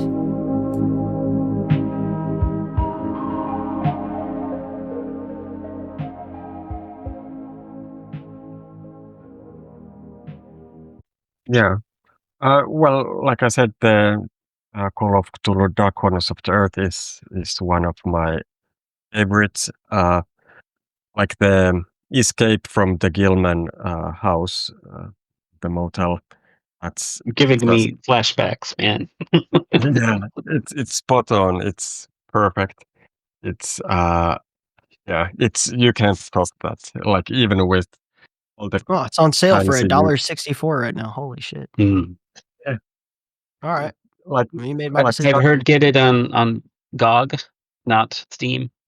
Why is yeah. that? It has some unresolved issues on Steam, and I think the GOG version has a community made patch that allows you to actually play the game. Gotcha. Yeah. Well, put that on my It list would of be things to good do. if or great if the game would get a nice remake, like a little bit Mm. polished. Nothing. It doesn't have to be nothing fancy, but just fix the bugs and maybe make it a little bit more pretty, and it would be perfect. Yeah, so that's one I really like. The ending is a little bit more uh, uh, painful, and there was yeah some parts, but I still enjoy the whole game. Mm, as a kid, I played the first Alone in the Dark, and I felt that was kind of Lovecraftian. Yeah, there were some imagery, like some images were really kind of. I remember that the sky was full of ice or something. At least I had this kind of image in my head. It's really kind of powerful. I like that. Mm, they were like newer. I bought the Call of Cthulhu game, the newer, which was more like based from the role playing game, I think. Yeah. In, I don't know, 5 years ago or something. I think it was okay, but it was nothing special, I think. Um, so I don't know, like, like many, I think many games just take elements from Lovecraft's thing. There hasn't been that many like straight adaptations. And maybe I feel that because I can do what I want because I have no money or like a big studio pressure or commercial pressure. I think my advantage can be that I try to stay faithful to the original story because most of the big games can't do that because it might be bad business. Right. Yeah, because they are difficult to adapt and yeah, it's if there's a lot of money involved, you try to avoid risks. But yeah, Did you play The Sinking City? yes, I played that. I liked that quite a bit. Mm, yeah, yes, I did finish it. Yes, I think it was like a solid. I enjoyed it, but Yeah. it wasn't like groundbreaking. Yeah. I thought it had a neat open world detective thing that they did Yeah, really well. And then there were other aspects of the game that were a little rougher and not as they seemed unfinished almost. Like you kind yeah. of feel the studio breaking apart at that point. But there's um, now second a yeah, sequel. yeah, So absolutely. I'm hopefully, excited about it. yeah, looks good. I hope that it's even better than the first one. Yeah, and then there is I started to play the what's it called Shadow of the Comet, but Mhm. I didn't get very far when I, I kind of I don't know lost interest or got stuck or something like that. Maybe I would watch a playthrough of the game instead. I think that for me, Scald Against the Black Priority of recent stuff, Yes, other than I have it. your game. Yeah. He's like north of you, in Norway, but on the part that's like Hammerfast area somewhere. Al, I love that guy. He's a really, really great guest and just a good dude in general. But that Oh, game, he was Glee. on your guest. He was your guest. Yeah. I got Yes, into yes. Scald probably, I don't know, 2021, 22. Whenever he announced it, I got really. I was like, oh yeah, I definitely want to play that. And I talked to Al, and I'm gonna have him on again later. I know that he has new things going on that I'm probably not supposed to know about, so I'll wait. But yeah, he's fantastic, and that game blew my eyes. I think of the last year, it was my favorite game. Period. Like at least in the CRPG, party-based RPG area, it's the best thing since Pillars of Eternity for me. Yeah. But I'm a huge Baldur's Gate nerd. I love that stuff. So yeah, it's good game, and I guess it was quite successful. I hope of the best, like the next game as well. Yeah. Are they working on another one? I don't know. We don't know. I have no idea, but I would hope so, certainly. Okay. Yeah. Well, Mike, you've not played it, right?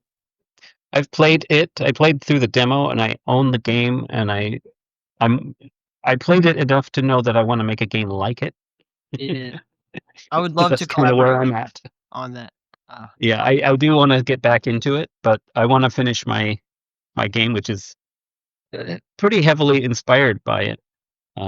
Just because I played a lot of those old CRPGs, and it was just seeing it made me realize, oh, I have a whole library of games I could draw from that I didn't think it was possible for some reason. Like I didn't see that opportunity, which I'm so glad that they did. Open that up.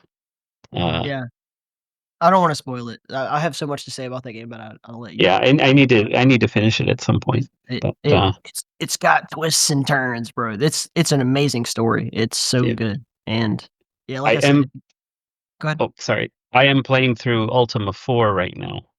Oh well. Because I played Ultima 5 when I was very young, and I realized like I never played any other Ultimas, and 4 is always considered kind of the breakthrough one. So I feel obligated to kind of, but it's amazing. But if you please continue about Skald. I want to. I'm so kind of jealous of Skald and games like that because of the graphics. You can you don't have to do animations for all the different things that you pick up a stick from the ground and shit, it will take one day to make the animation and lots of work, but when the gameplay is like that, you just maybe there is a sound effect and bling, you picked up a stick, and I'm so jealous that you can just do it and kind of not lose your energy doing those kind of and animations. You can put more focus and energy in the story and the mechanics, and you don't have to make everything graphically. Yeah, exactly. It is for most of my life. I've been telling other people like talking about what the best games ever are, and I'm like, you have to play Baldur's Gate, like hands down. And Baldur's Gate came out before I was even born. I think I was just in love with it, and then when Baldur's Gate 3 came out, so many of my friends were like, "This is the greatest game ever made, bro." And I was like, "Okay." But then they were like, "Well, what other games are even like it?" And I'm like, "Are you fucking retarded or something? Like, what's wrong with you?" Like, there's so many games that are like, not that Baldur's Gate 3 is amazing. It's really, really good. Don't get me wrong. And it does some really impressive things. But I mean, in the world of party-based RPGs, to me, it's like, it's the best one in a while, but it's not like the best of all time. And then I had a friend who had actually like been one of these people that was just telling me, you got to play Baldur's Gate 3. You got to play Baldur's Gate 3. And then I played it and I'm like, yeah, it's one of the better ones of these. And I pointed him towards Skald. I'm like, you have to play this, dude. Like, this is the best one since like Pillars of Eternity. I think before it was probably the high water mark for me. But Skald is like, as you said, it's so simple, and then it lets you just get so immersed in the story. It has all like almost a bite-sized version of every mechanic that you would see in these bigger versions of the same thing. Where you have these like subtle little side missions like finding a dog or whatever, and then like this person in this village has some connection to another thing, but just more digestible. and it lets you focus on some of the more esoteric things that are in the storyline, and that's what I loved about it. It's not overwhelming. Yeah. Beauty Yeah, and yeah, yes. Some of those new games, like I have so little time to play anything, so I would love to someday play the new Baldur's Gate, but I know just that I can't. Like right now I'm playing Stalker 2. I know that Mike, you are a big fan of the Stalker games. Yeah. Have you played it yourself? Oh yeah. I got it. I bought it 2 years ago or something. Before it, well, like okay. Oh wow. I just like again like maybe half an hour every couple of days time. Yeah, to play. yeah. I'm kind of the same. I play it on the weekends. Yeah.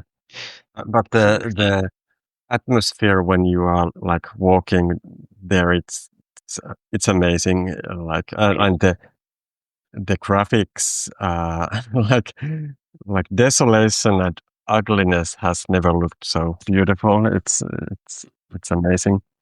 Yeah. I I love it, but not as much as the originals. The original games are better Yeah. for a bunch of reasons, but yeah, I do love it. It's a different game though. I would say come into it with a open mind. If you like the originals, it's not.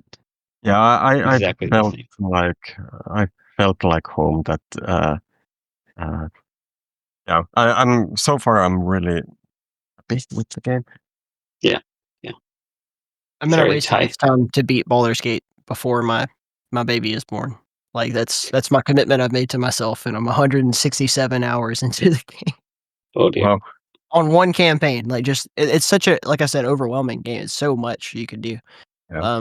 And I'm one of these people that just when I start playing an RPG, 12 hours go by, and yeah, I know that the days of that are numbered, or at least going to be shortened down to just like weekends when my wife and baby are gone or something like that. But yeah, I'm trying to do that. It is tremendous though. It has so much to offer. Yeah. But talking about Stalker, which is still something I have never played. I really need to do that. But Mike says I should play the vanilla version with no modifications. What do you think? Yeah. Probably. Like I went before playing this new game. I looked some of the mods. I guess there's now like completely free Stalker game that has some kind of crazy big mod that you can just download. What is it called? Anomaly. Anomaly, yeah. Yeah.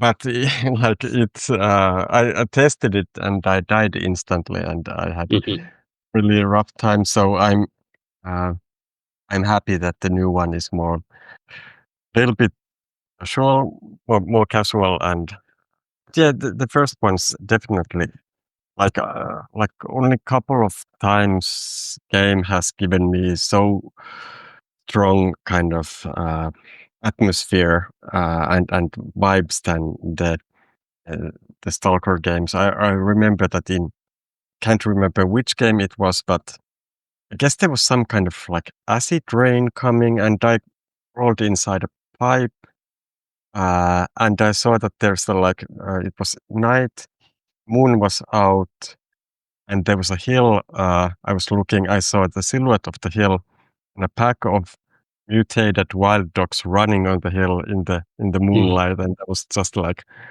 wow, like this is something else. Like, and it was like unscripted event, and just perfect little moment that nobody probably else didn't see, but it was amazing. So yeah, that has left a big impact. I like those. Like I tried to make have some of that.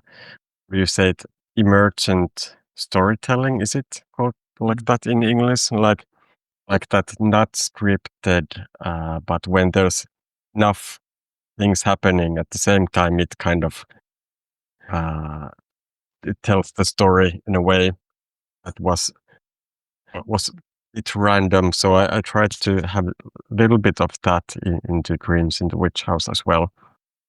But some events might like happen in certain order that it would make a kind of strange and interesting combination. That's one of the difficult to achieve things in game design, and then I'm also trying to do that with my current project. But yeah, I don't know if I'm there yet. Like like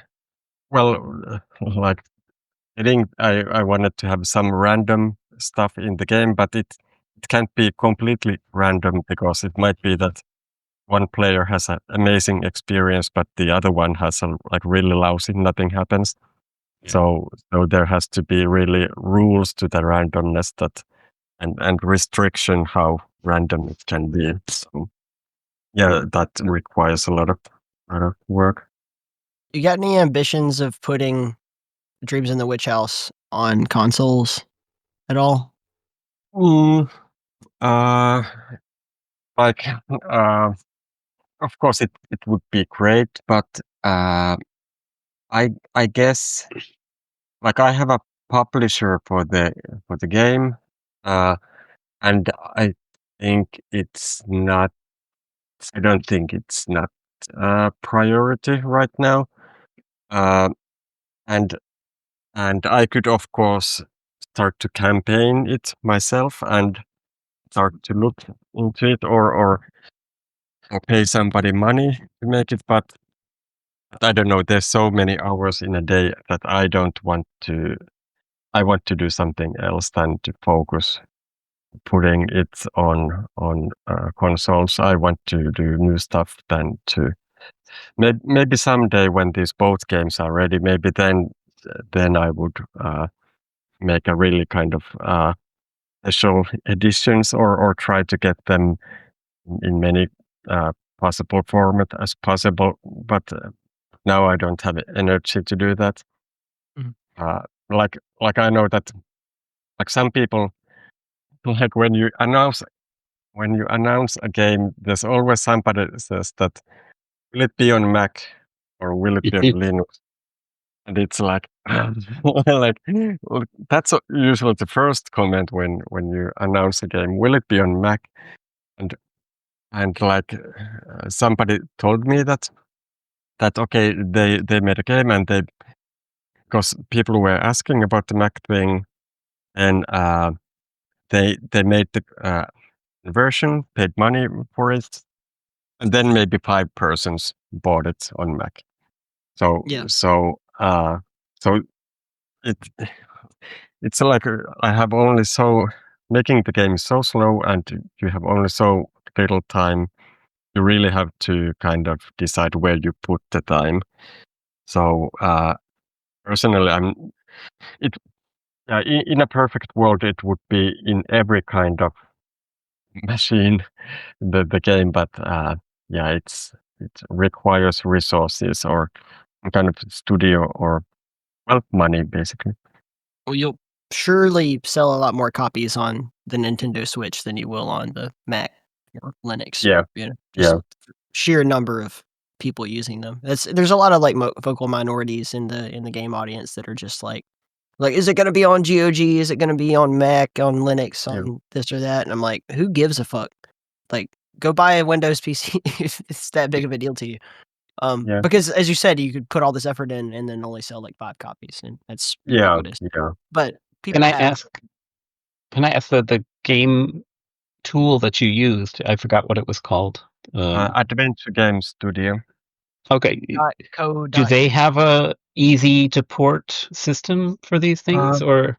No, I think you can port it into Linux.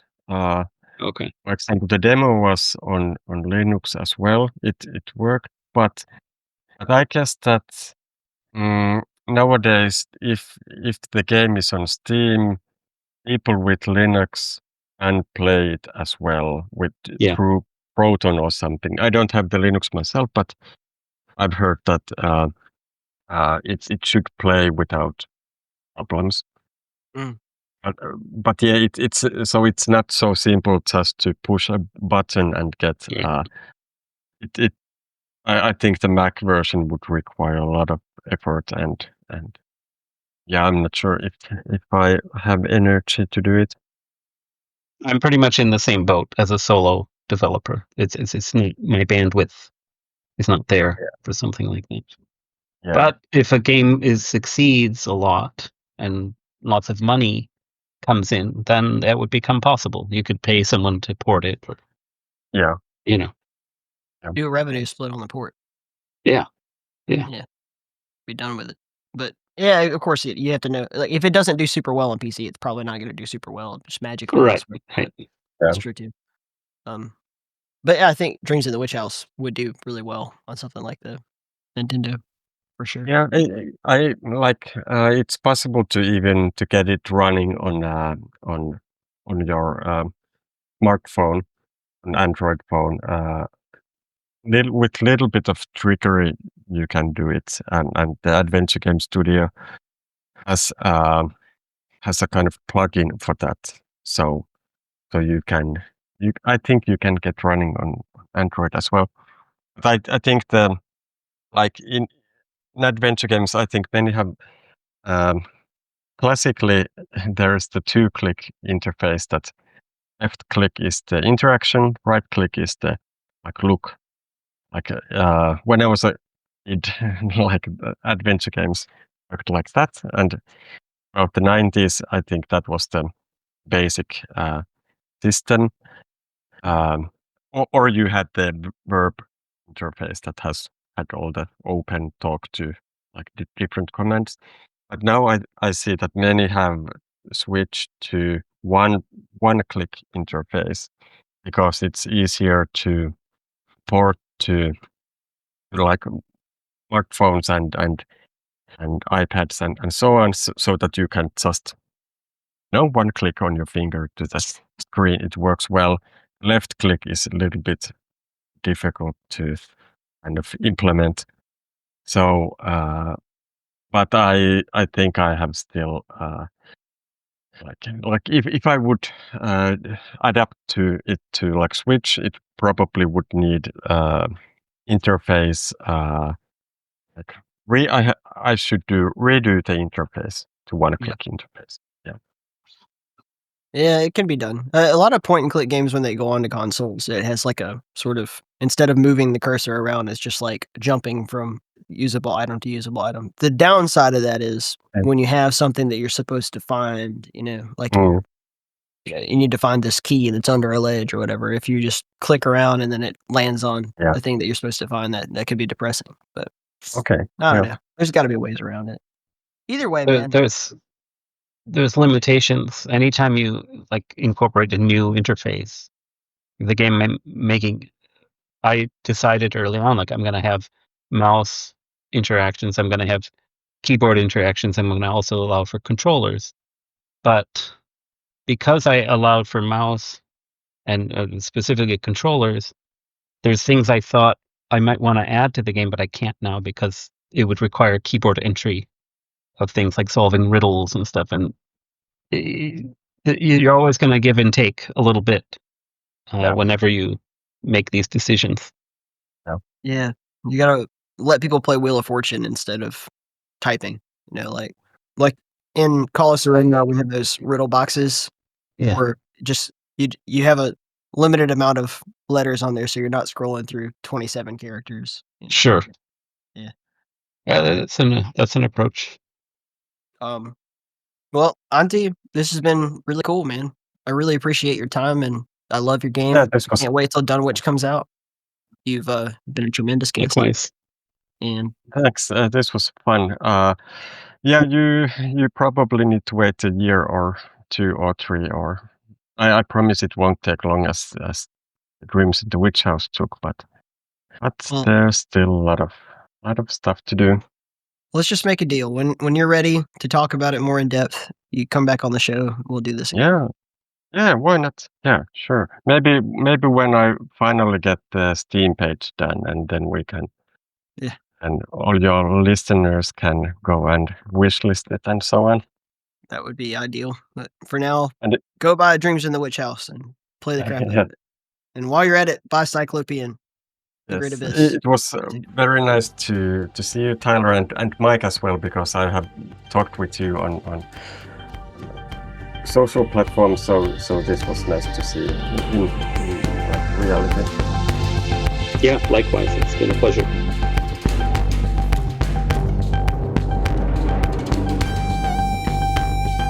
Thank you so much to Antti and to Mike for coming on the show. I really can't recommend you go buy Dreams in the Witch House and play it as much as I did already in the episode, I guess, but you should. It's amazing. It's really, really, really, really, really good in the world of Lovecraftian horror, point-and-click adventures, and survival games all together. Also, while you're at it, grab Cyclopean: The Great Abyss by Mike. It's a great game. I also have nice things to say about that, but I did that in another podcast, so I won't waste your time here. Thank you to our Patreon supporters. Shannon, Ant, Michael, Fred, Brad, you guys rule. Could not do this without your loving support all these years. If you're out there and you want to become one of them, you can. InTheKeep.com support page. Join the Patreon. Or support in one of the other ways that you can. You can buy me a book. You can leave us a tip. You can purchase some merchandise off of our merch store. You can do all kinds of stuff. There will be new merch very soon. I swear, I know I've been saying that for like months now, but it's actually happening. Hand to God. Might even be done by the time this comes out. Might not. We'll see. But it is being done. John of the Shred is the person who composed this amazing theme song you're listening to. You should show him some love as well. Go check out Scythe Dev Team and all their amazing games. And buy all of his albums. And tell him I sent you. Till next time, I love you. God love you. Stay in the keep. Mwah.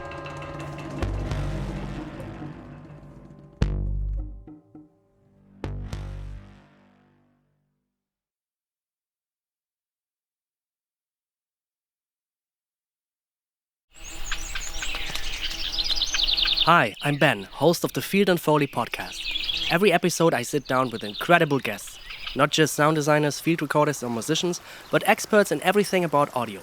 We explore the creative process behind the sounds that shape our favorite games, films and experiences. Whether you're an audio professional or just someone who loves great sound, Field and Foley offers deep dives, behind the scenes stories and insights you won't hear anywhere else.